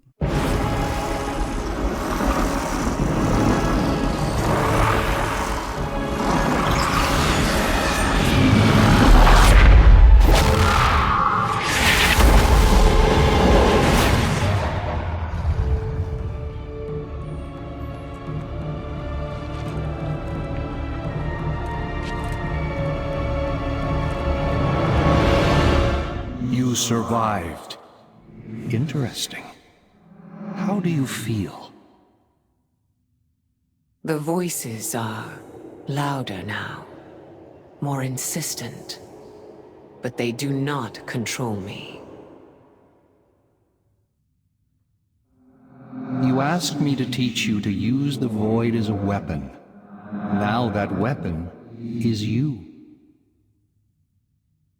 It seems my training is complete. Let's not get ahead of ourselves. We need to test the limits of this newfound power. Come. A quite shocked and surprised Illyria is bombarded with the remaining essence of Lura. She has become a void weapon because of it. But first, she'll have to test the limits of this newfound power. Oh man, this is going to be incredible. I'm sure that we're going to enter this badass scenario in which she plays around with this new void form. Maybe whispers will assault her mind, or dark apparitions of the void, now drawn to her as a moth to the flame, and through it all, we get to stand at her side and we get to help her through it. I can't wait to see that go down, so let's quickly grab the thing that we came here for, the Crest of Knowledge, and check in with Illyria at the Vindicar. The caterpillar has become the butterfly. She is all but ours now. Oh, apparently she's just standing there looking like a regular self. Ah, she mentions that she learned to control it off-screen. The transformation that we witnessed is now completely under her control. I see. Alright, well, at least we got the Crest of Knowledge, and Velen takes the Eye of Prophecy out of his weapon. So let's see the badass conclusion of finishing the crown.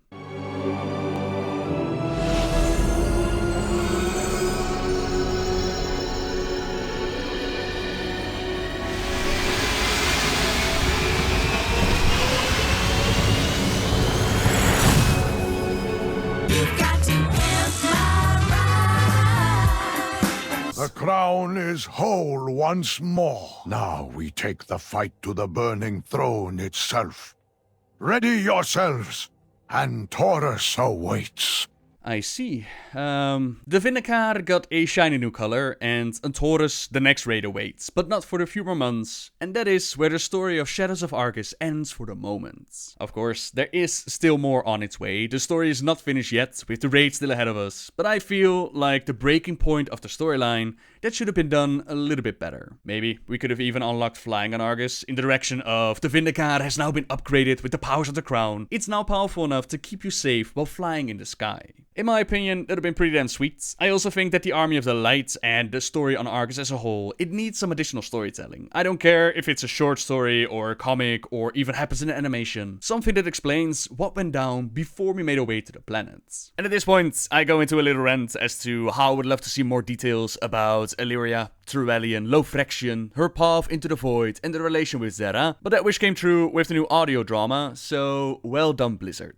The only thing I would still like a bit more information on, that would be the Broken, the Krokul that we party with. Why is Atun so hostile towards Velen when they were the ones who volunteered to stay behind? What were the millennia dealing with the Legion and Argus like? But that's really a minor thing, and I'm really happy with the additional audio drama. Last week, we finished up the main storyline for Shadows of Argus, but there are a couple of minor things that didn't flow well with the overall storyline, so those I want to cover today, as well as talk a little bit about what's coming up and speculate about the future. First things first though, on the Vindicaad, we have a couple of conversations going on with people on the ship. One thing that fans have been waiting to see for a very long time, that is a Windrunner reunion. The moment that Illyria stepped through the Dark Portal, it was pretty emotional, and she wanted her sisters to have something to remember her by. Varana was charged with bringing her farewell message, as well as 2 specially crafted necklaces. She melted down a necklace given to her by her parents, and held on to the emerald one, while giving the ruby and the sapphire to Sylvanas and Verisa. A lot has happened in the time that she's been gone. Sylvanas has gone through a whole other storyline, which Illyria knows nothing about. She stood against Arthas and the Scourge, trying to defend her kingdom and their people. She's been turned into a Banshee and now made war chief of the Horde. How would someone like Illyria react to seeing her sisters again? And this is what we got. Impossible! I refuse to believe she now leads the Horde. Not after all they did to our people during the war. There's more. I'm not sure how to explain the rest. Or if this is even the time or place to... I must know, Verisa. What fate befell our sister? Give me a moment. I will do my best to explain.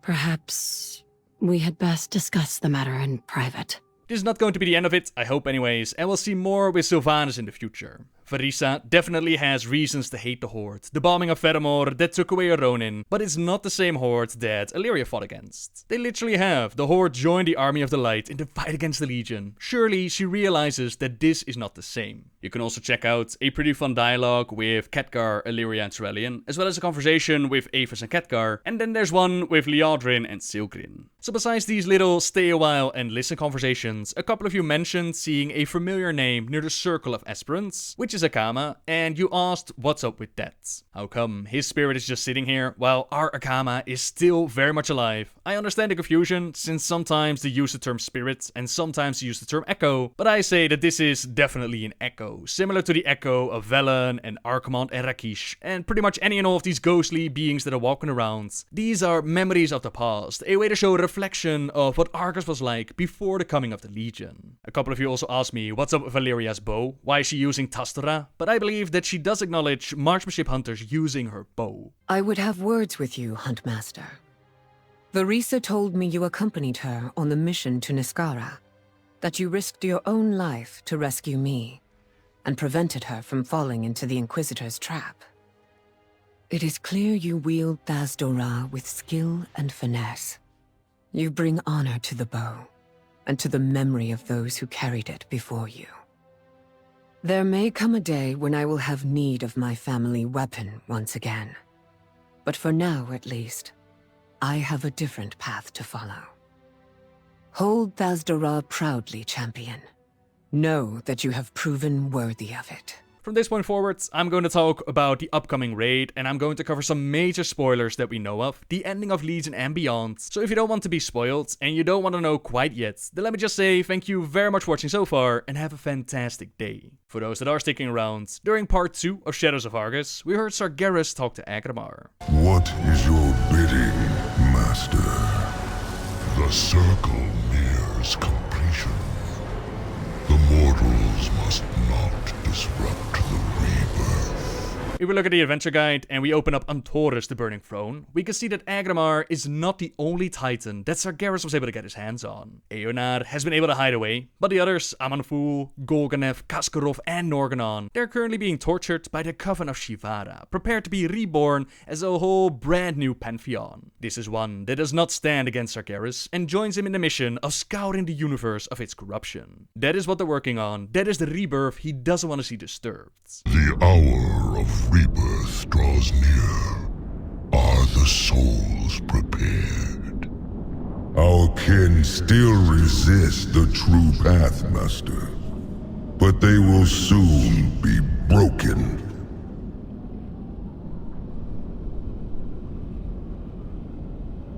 One still eludes us. Her essence is needed to ensure the victory of my crusade. The Lifebinder will soon reveal herself. She will not escape me, Master. When my new pantheon rises, no power in the universe will stand against the Legion. Eonar is the last one that they need, the last one to complete their new pantheon, but they haven't been able to capture her yet, and we still have time to help her out. I remember the awakening, how life sprang forth all around us. I remember unity, until it was shattered by betrayal. I remember fleeing to keep him from his prize. The time for hiding is over. Aid me, or everything ends. So a lot of people wondered, how exactly is it possible for Sargeras to get his hands on their essence, on their very souls? With Aggramar, you could say, okay, he was destroyed by the Dark Titan, so his soul was still around. But the others, they're described of making their way back to Azeroth and entering the Keepers. This then caused a domino effect, like the corruption of Yogg-Saron with the Keepers in Ulduar, and Raden's isolation, leading into Lei Shen becoming the Thunder King, and then later on, Rephion devouring his heart. At this point, I don't know for certain. Perhaps he was able to gather some part of their souls left behind when they made their escape, and now he's planning to make more little avatars, or perhaps when their powers were expanded from the Keepers, they returned to where their journey began, and that is where Sargeras picked them up. If we try, we can give a spin to it without retconning the chronicles, and we are going to do our very best to stop this rebirth, stop Sargeras from corrupting Pantheon, and get their aid in dealing with the Dark Titan's plans. That is the main threat, and along the way we have a couple of bosses standing in our way. Garrofi Worldbreaker, constructed deep within the core of Argos and outfitted with an arsenal capable of decimating worlds. This war machine has been designed for a single purpose, to bring the mortals' invasions to its knees. It's a Fel Reaver with a massive cannon trying to blow us up.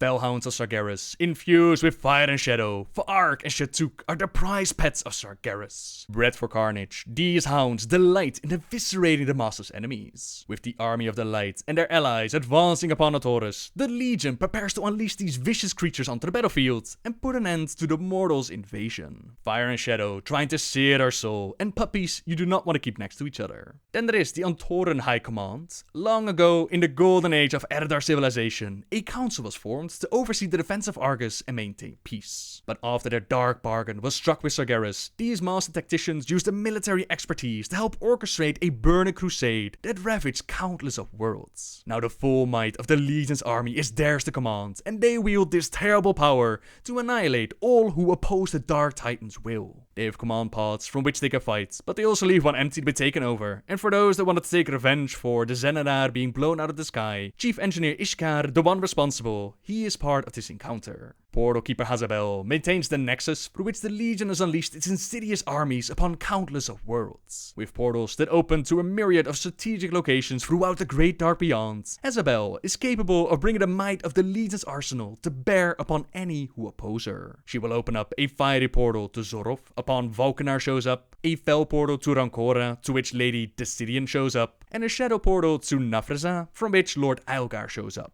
Zorov might sound familiar to warlocks out there, as that's the world where the infernal Dreadsteeds and Rawsteeds come from. Romkora, that's a newly named planet, but since Lady Decidion is one of those spider demons, that might be their homeworld. As Nafreza, that is the homeworld of the Nafrezim, a planet invaded by Illidan and his demon hunters during the novel Illidan. It was once a world of magic and knowledge, but now a twisted landscape from which none escape. Possibly because Illidan, he made sure to cause so much damage that it suffered the same fate as Draenor turning into Outland. Then Eonar the Lifebinder. Though she was felled by the blade of Sargeras, the Lifebinder's essence escaped the grasp of the Dark Titan. After millennia spent hiding in isolation, Eonar's sanctuary has been discovered by the Legion. Should her soul fall into the enemy's hands, Eonar's power of nature and growth will be perverted to make the Burning Crusade unstoppable. The forces of the Legion are going to try and take her out. We must defend her and buy her enough time to strike back. The infamous Imonar the Soul Hunter serves as the Legion's bloodhound, capable of tracking prey across the cosmos. With a vast array of gadgets and traps at his disposal, Imonar has yet to lose a bounty, and he certainly doesn't intend to sully his perfect record by failing to fulfill his latest contracts. A bounty hunter recruited to take us out. Aren't we special? Then we have Kingaroth, the design of every Legion war machine that stems from the depraved mind of Kingaroth. Obsessed with crafting implements of death, Kingaroth infused his very body into the production machinery so he could more efficiently churn out a never-ending supply of destruction. At the behest of the Legion's Dark Master, Kingaroth's fevered brilliance has developed a new superweapon, which he plans to unleash upon the army of the light. He switches between construction and deployment, sending out Fel Reavers, while the automated defenses of his workshop, they rain death upon his enemies. An old familiar face is also found in Antaurus, Varimafras. As one of the Dreadlords overseeing the Legion forces during the Third War, Varimafras failed to stop the rebellious Lich King. He submitted to an ill-fated alliance with Sylvanas Windrunner that made one last bid for power before facing a humiliating defeat.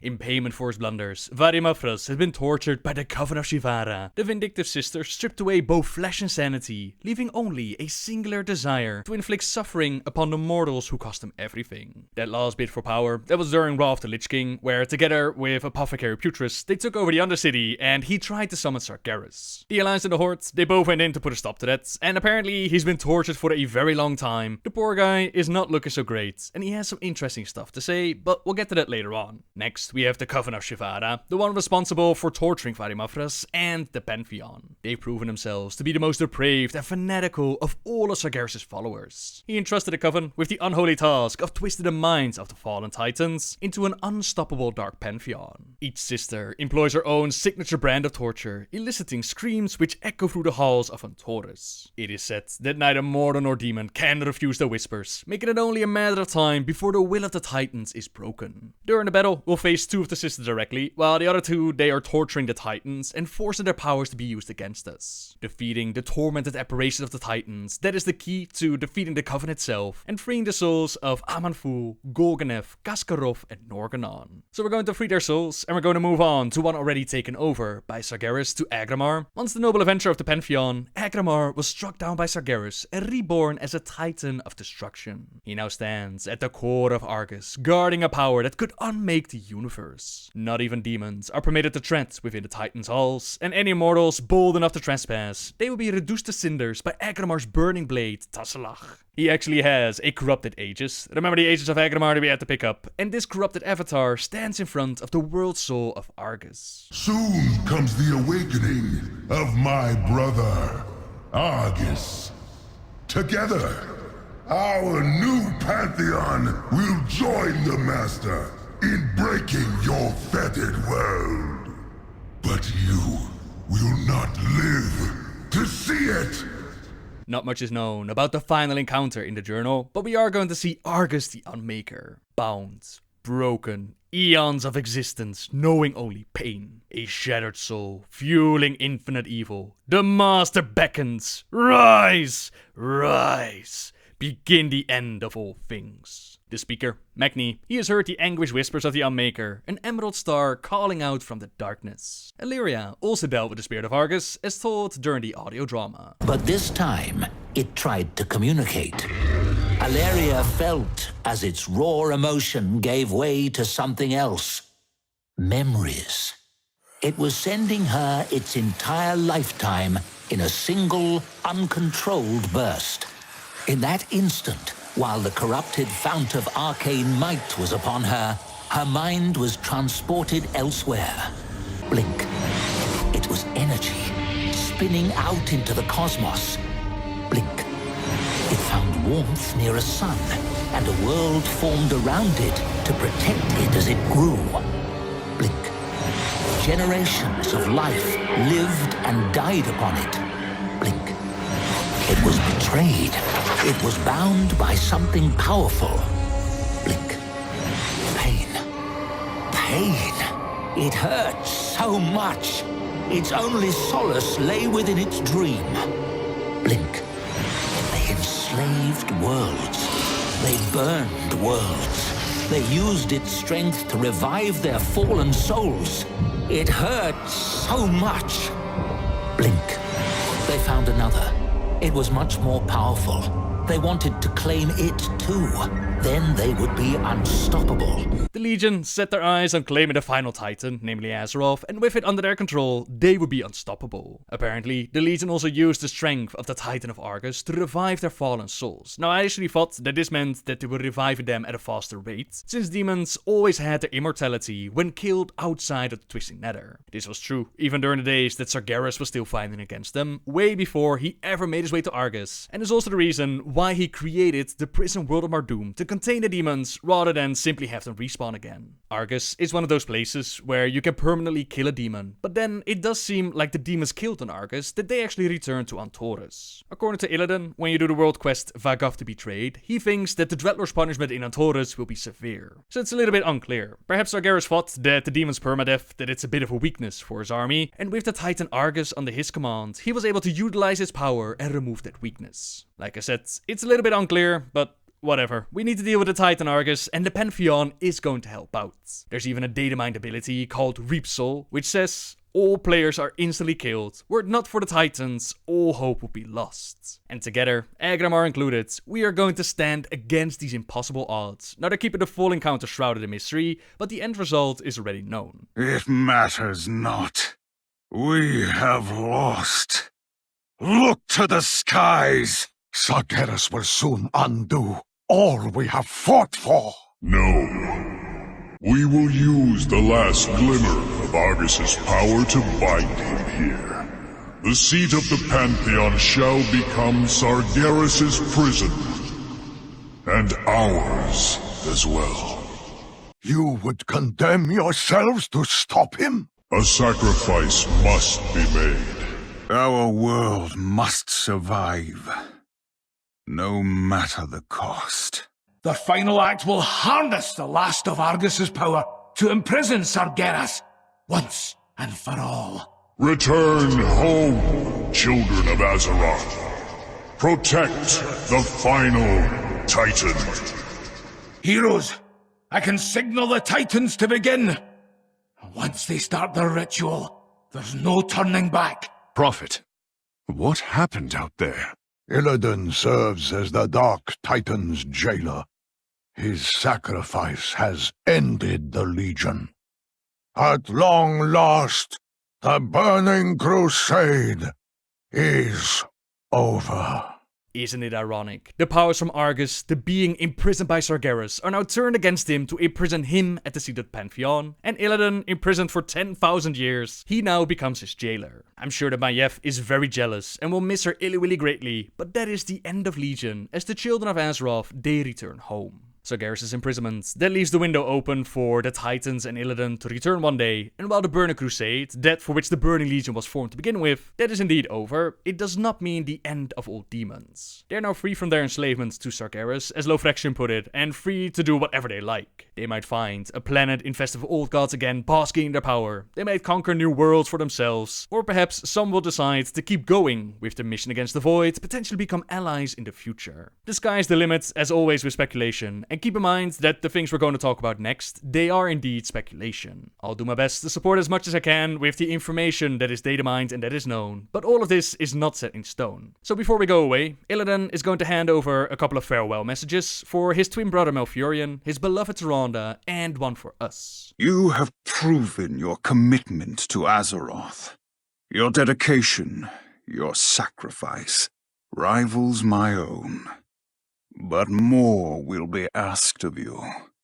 So much more. Even now enemies gather, and the shadows grow darker. From this day forward, the defense of our world, of all we hold dear, rests with you. Now is not the time to ponder personal regrets. We must see to healing the world, champion. The soul of our world is in agony. In my lifetime, I have twice witnessed a sundering of the world. Mother Moon, I pray I do not see a third. The Legion is defeated, its master imprisoned. But in his final spiteful act, Sargeras may have doomed us all. Our world is wounded, champion. Its life essence seeps out into the sands, just as Magni foresaw. Her feelings are a jumble. I need to focus. Let her thoughts flow into... Sands soaked in pain. Rivers of blood.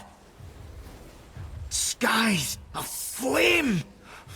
A sword in the darkness. The wound is burning. Sargeras. The Dark Titan comes. This mere drop of Argos blood surges with incredible power. The might of a Titan. If the blood of Azeroth also proves to be a source of such strength, those who seek to rule this world will stop at nothing to possess it. The days ahead may be dark indeed.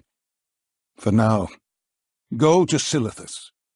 Gaze upon the wound in the world with your own eyes. We will find a way to save Azeroth. I know it. Alright, so something's going to go down with Azeroth, and a data mine of Silithus that shows us a wound, which kinda looks like an eye, but more likely, it's Sargeras being able to give one last FU to the children of Azeroth, as he tries to hurt the Titan spirit he's been lusting for so very long. A broken blade is pushed into the planets, and interestingly enough, is that when we did the Magni scenario, some out-of-bound trickery apparently revealed that her beating heart, the location where they keep an eye on her dreams, that was also in Silithus. We can't take that as canon quite yet, but it's pretty certain that the Dark Titan was able to stab the final Titan, and she's hurting. The last time this happened was when the Titans ripped the old god Y'Shaarj out of the planet, and the Keepers were forced to patch the wound from keeping her life essence flooding out, creating the Well of Eternity. Many years later, this well would become incredibly unstable after the War of the Ancients, and this sundering took place. This is the first sundering that Toronto witnessed. Then came the Cataclysm, with Deathwing breaking through the world, causing the Cataclysm, elements in uproar, massive changes to the planets, and she fears for a third one. At the hour of her third death, she ushers in our coming. Yep, it's back to the delicious whispers of Il'gynoth, and let's try to decipher them. So this stabbing of the planets, that could be her quote on the third death, the third massive event happening to the planets. The King of Diamonds has been made a pawn. From the earth he draws strength. Our earth, our strength. Her heart is a crater, and we have filled it. Magni Bronzebeard is the King of Diamonds, speaking for the Titan spirit of Azeroth, drawing strength from the earth, but a world with a heart that is a crater, and they have filled it. During the Magni scenario, we heard the beating heart of the planets, and darkness had definitely taken over the place, forcing us to step in and clean it up, a place potentially stabbed by Sargeras. But then, why is Magni their pawn, as he seemingly seems to listen to Azeroth? Well, remember what exactly he has done? He pointed us towards the 5 pillars of creation, which we needed to seal off the gateway at the tomb of Sargeras. 5 keys to open our way. 5 torches to light our path. The Lord of Ravens will turn the key. Khadgar, the Lord of Ravens, then used the 5 keys, the 5 pillars of creation within the Tomb of Sargeras, but our adventures in that place that led to Illidan opening up a massive rift between Azeroth and Argus, which in turn allowed Sargeras easy access for stabbing the planets. Will the Titan Spirit in Pain be beneficial for the old gods? Well, we already knew that one of their prisons was weakening from Xal'atath in the Emerald Nightmare. Almost completely gone, as if it never existed. But the rift is deep and vast, and somewhere down there it stirs. Something has changed. The last prison weakens. We must prepare. So are we just talking about N'Zoth here, or are the other old gods also coming out to play? Will we see the rebirth of the Black Empire? Well, we do have this line. Flesh is his gift. He is your true creator. From the Chronicles, we learned that the one responsible for the Curse of Flesh, that which made the creations of the Titans weaker, more vulnerable to corruption and gave them flesh, that was Yogg-Saron. We've seen him poking around in Ulduar at the very start of Legion, so he's definitely been active. The only one that hasn't really done much in the expansion, that would be the old god Kafun, who's very close to the wounded Silithus. To find him, drown yourself in the circle of stars. And a couple of months ago, someone uploaded a picture from Deep Home on the Reddit page, in which we can see a circle of stars, which has a lot of people speculate that Deep Home, or this spot, this is where we're going to drown ourselves, perhaps with the Maelstrom, but as some have also pointed out, that is not the location of N'Zoth in the Chronicles. Things change, of course, but let's not forget that we saw a lot of his minions during our questing of Azir, but we can be certain that he's somewhere beneath the waves of Azeroth. That is, of course, assuming that the he that they're talking about, that is actually N'Zoth, but, you know, this one is pretty vague. Let's move on to the next one. Its surface blazes bright, masking shadows below. Also one that's a little bit hard to pin down what it's talking about. It could be the things seem fine on the planet of Azeroth, but there's actually a lot of darkness down below the surface. Or perhaps it was hinting at Zera and Anaru and the recent development with the light, that they're not all so fantastic and holy, and they actually have a bit of a dark side. The boy king serves at the master's table. 3 lies will he offer you. Some suggest that the Boy King is Raytheon, since the Black Dragon has offered us a fair few lies, but I don't remember them having a system of royalty amongst their flights, not to mention that he's not even actually Deathwing's son. Some suggest it's Moira's son, but is anyone really going to listen to what a 8 or 10-year-old has to say? Not to mention that it would go against a lot of character development that they had for Moira during Mr. Pandaria, and it would be very left field. I still think that it's Anduin, mainly because it's just too much of a coincidence to have Gul'dan call him Boy King as well. Your pathetic alliance will fall to dust. Your new Boy King will bow down and serve me, as will all of you.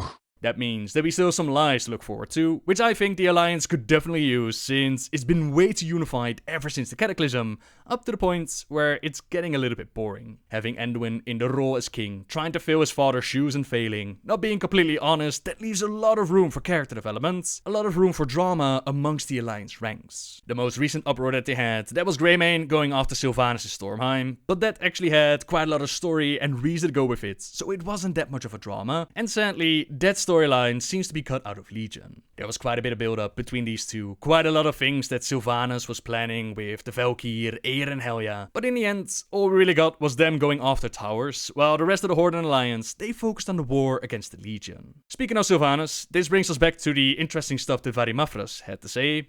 When we encounter him in his cell, he says, "So, your alliance still endures.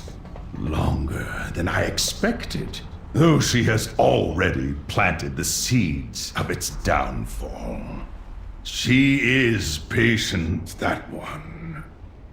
When your thrones run red with betrayal, when your holy places burn, and the shattered mask hangs above your hearth, only then will you know, and it will be too late. It matters not. You are blind to the true darkness closing in around you." So, she found me at last, sent her underlings to finish the job. Tell me, when she seized your throne of hides and bones, was your allegiance forced? No. I'd wager you surrendered it willingly, or were convinced you did. It matters not. You are blind to the darkness in your midst. Death claims us all. Even this had some speculate and wonder about who this she is. Some connected it to Jaina, but I'm going to take it at face value here and believe that he's talking about Sylvanas. The shadow mask hangs above your hearth, that is the symbol of the Forsaken, and Varimafras has a lot of history with Sylvanas, asking if her underlings have come to finish the job. Of course, let's not forget that the Shahadah, they've tortured him into madness, so the source is a bit shaky. Let's say that we completely trust him, then some sort of storyline with Sylvanas, in which he believes she will betray us all, our thrones will run red, and the true darkness is closing in around us. When we think back as to how Sylvanas seized the throne of hides and bones, then we go back to the moment where Vol'jin was poisoned by the Legion, his end was coming, and the spirits told him a name. The lower spirits say death will claim me soon. In the end, death claims us all. But the Horde will live on. I have never trusted you. Nor would I have ever imagined in our darkest time that you would be the one to save us. The spirits have granted me clarity, a vision. They whisper a name. Many will not understand, but you must step out of the shadows and lead.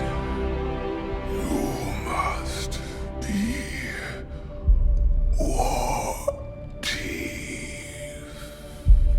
In the end, death claims us all. Indeed, Varimafras and Sylvanas. Now sadly, her role as war chief, that's been uneventful. Possibly because some of the story's been cut out.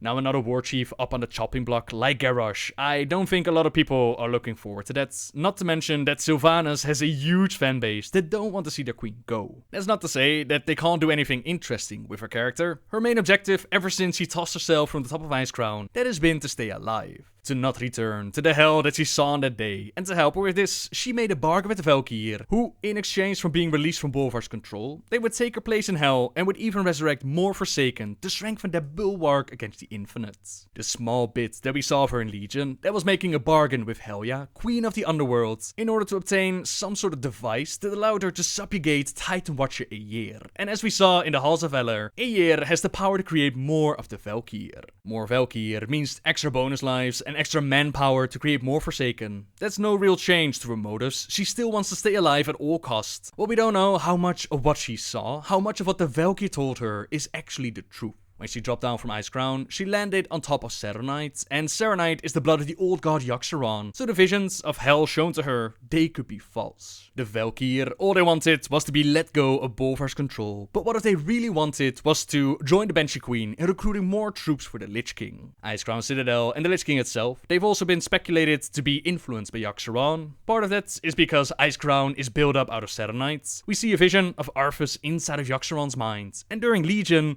we see Bolvar putting the Death Knights of Echoris to work. Sure enough, their goals lined up with facing the Legion, but at the same time, they are resurrecting more Death Knights, and several questlines, it shows us that our so-called followers, they are dealing with the Lich King on their own. Rather than have Sylvanas to be a full-blown bad guy, have outside forces influence her. She wouldn't even be here, creating more undead, was it not for the hell that she saw, so perhaps it was actually Yogg-Saron pushing her to go on, pushing the Lich King to create more forces for them, only to have them turn around at the right moment and serve their true master, serve Yogg-Saron. Could even add a return of Kel'Thuzad if we really want it. Bolvar trying to go against Yogg-Saron, have Kel'Thuzad help him out with it, team up with Icecrown in the Battle of the North. Bow down before the god of death! What else did they have to work with? Well, we know for BlizzCon that Jaina Proudmoore is featured promptly as the Warcraft representative. It's highly likely that we're going to see a next expansion announcement during this BlizzCon, and we also have data-mined armor pieces for Kul Tiras. If we are going to deal with N'Zoth, an old god said to be beneath the waves of Azeroth, then a marine state like Kul Tiras, that could definitely come in handy. Last time we saw Jaina, she was still not willing to work together with the Horde, and she left Dalaran because of it, and after that, she hasn't really made an appearance. Perhaps she went back to her home of Kul Tiras, but it does leave the question how well she's received there. Don't forget that she let her father be killed. It is a marine state, so a direct line of rulers, that's not really a thing, nor does she have a whole lot of experience with naval warfare. She is, however, a very talented sorceress with a lot of connections, so perhaps she could be the bridge into venturing forth into new content, allowing us to explore more islands and different parts of the planets. The Legion wasn't a big enough threat for her to work together with the Horde, so perhaps losing Anduin, the boy king serving at the Master's table, perhaps that would be something to push her into realizing, like, okay, our world is definitely messed up. I just lost one of the last things that I really care about. Please, Horde, please come join Kul Tiras in our war. Please help us fight against the old gods. Or she's actually serving the old gods, but I really hope not. So with a way onto the sea, we of course have Queen Azshara and the Naga that have been serving the old gods for a very long time. They were dead set on obtaining the Tidestone of Golganath during Legion, trying to flood the land and take control. Now with their master rising from the sea, their time is now. Could also see Zandalar and King Rastakhan, perhaps Vol'jin as Alola, warning us that things are not what they seem to be with Sylvanas. Something to redeem just killing him off like that, and not giving him his time to shine as the war chief. Windrunner. What else we got? Well, what about the Chromie scenario that seemed to be kinda out of nowhere and disconnected from the overall Legion storyline? Someone was trying to kill our Chromie with all kinds of different forces like the Void and the demons, and we had to go to this timeline, a timeline that was not meant to be, and we had to save her. Part of being a Bronze Dragon, that is knowing your moment of demise and making sure that time flows as it's supposed to be, regardless if that means you're going to die. In one instance, or perhaps in a future still to come, the Bronze Dragon Nosdormu, he was actually tricked by the old gods into trying to subvert his mortality. As a result, Nosdormu shattered the time waves and he created the infinite Dragonflight. We are truly going to deal with the old gods, and this is still a future supposed to happen, and according to Nosdormu, being Moruzant and being killed by us, that is his true moment of demise. That means we might see the birth of the infinite Dragonflight take place. K'Vuun is located pretty close to the Caverns of Time, and from Mr. Pandaria, we still have one potential vision of the future that never came true. The demise of Suri Dormi as Kairos Dormu watched. Note that I do say a potential timeline, it's not guaranteed to become a reality, but the loss of his mate, that might be something to push Nosdormu into going mad and abusing his powers. How cool would it be to team up with Chromie and Raytheon and figure out who it was that was trying to kill her, dive into alternate timelines and see what different universes could be like. It's a concept that they used for the novel Thrall, Twilight of the Aspects, and I would love to see it play out in game, deal with K'Vuun and the birth of the infinite Dragonflight, leading into a full circle of Moruzant showing up to the Cataclysm and Nosdormu's true demise. At last it has come to pass. The moment of my demise. The loop is closed. My future self will cause no more harm. Still, in time, I will fall to madness. And you, heroes, will vanquish me. The cycle will repeat.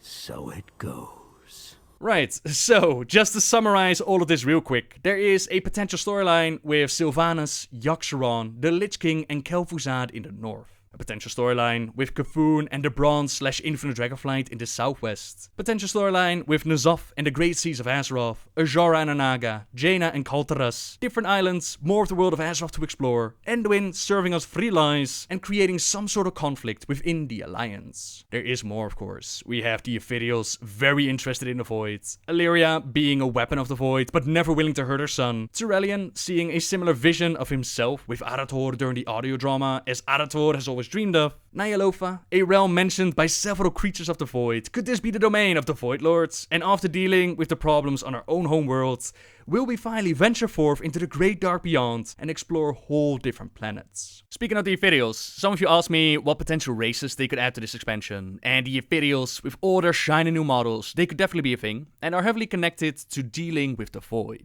The whole reason why they look like the mummy creatures that we see today, that is because of dimensions the all-devouring, so that could be a thing, but perhaps better kept for the future expansion as we go into the Great Dark Beyond. The other two potential races, and that's assuming we're even going to get a new race, those would be Murlocs and Naga, but both kinda have the problem of not being able to wear old armor. The origin of the Naga and their adventures under the sea, that will flow so very well with the story of N'Zoth, and Murlocs serving them, also being beneath the waves, what stories they might have to tell. There are of course more races to pick from, but those are like my top 3. Now I wouldn't say no to more customization with the current races that we have. For example, give humans the option to also pick Vrykul that we met up with in Stormheim, or the elves with potential Nightborn skin, Tauren with the High Mountain Tauren, sub-races that add to the customization. In the department of new classes, same deal, assuming we're going to get a new class. We have Illyria pretty much combining a Shadow Priest with a Hunter. On paper, I think that sounds pretty sweet, being able to combine abilities of different classes into one, but I don't think it will work out that well in practice, with keeping the game somewhat balanced. If we are going to get a new class, I would like to see it be a ranged class, maybe that long-awaited mech class that people have been speculating about, with the addition of the light mechs we see on Argos. That could be a thing, but it's very hard to say. As a final note, some have been wondering if we're going to see a massive time skip on Azeroth, considering that time doesn't work the same as we party in the Nether. We have Illyria and Turellian fighting with the Army of the Light for 1,000 years, but from our point of view, they've only been missing for around 35. That's the problem with the time skip idea. It's actually reversed. In the Nether, we go faster, but Azeroth actually goes slower, meaning that unless our war on Argus took at least 500 years from our perspective, we won't see a massive change on Azeroth. I'm actually going to laugh my ass off if they pull another Warlords of Draenor and be like, surprise! You all thought it was going to be Void Lords, didn't ya?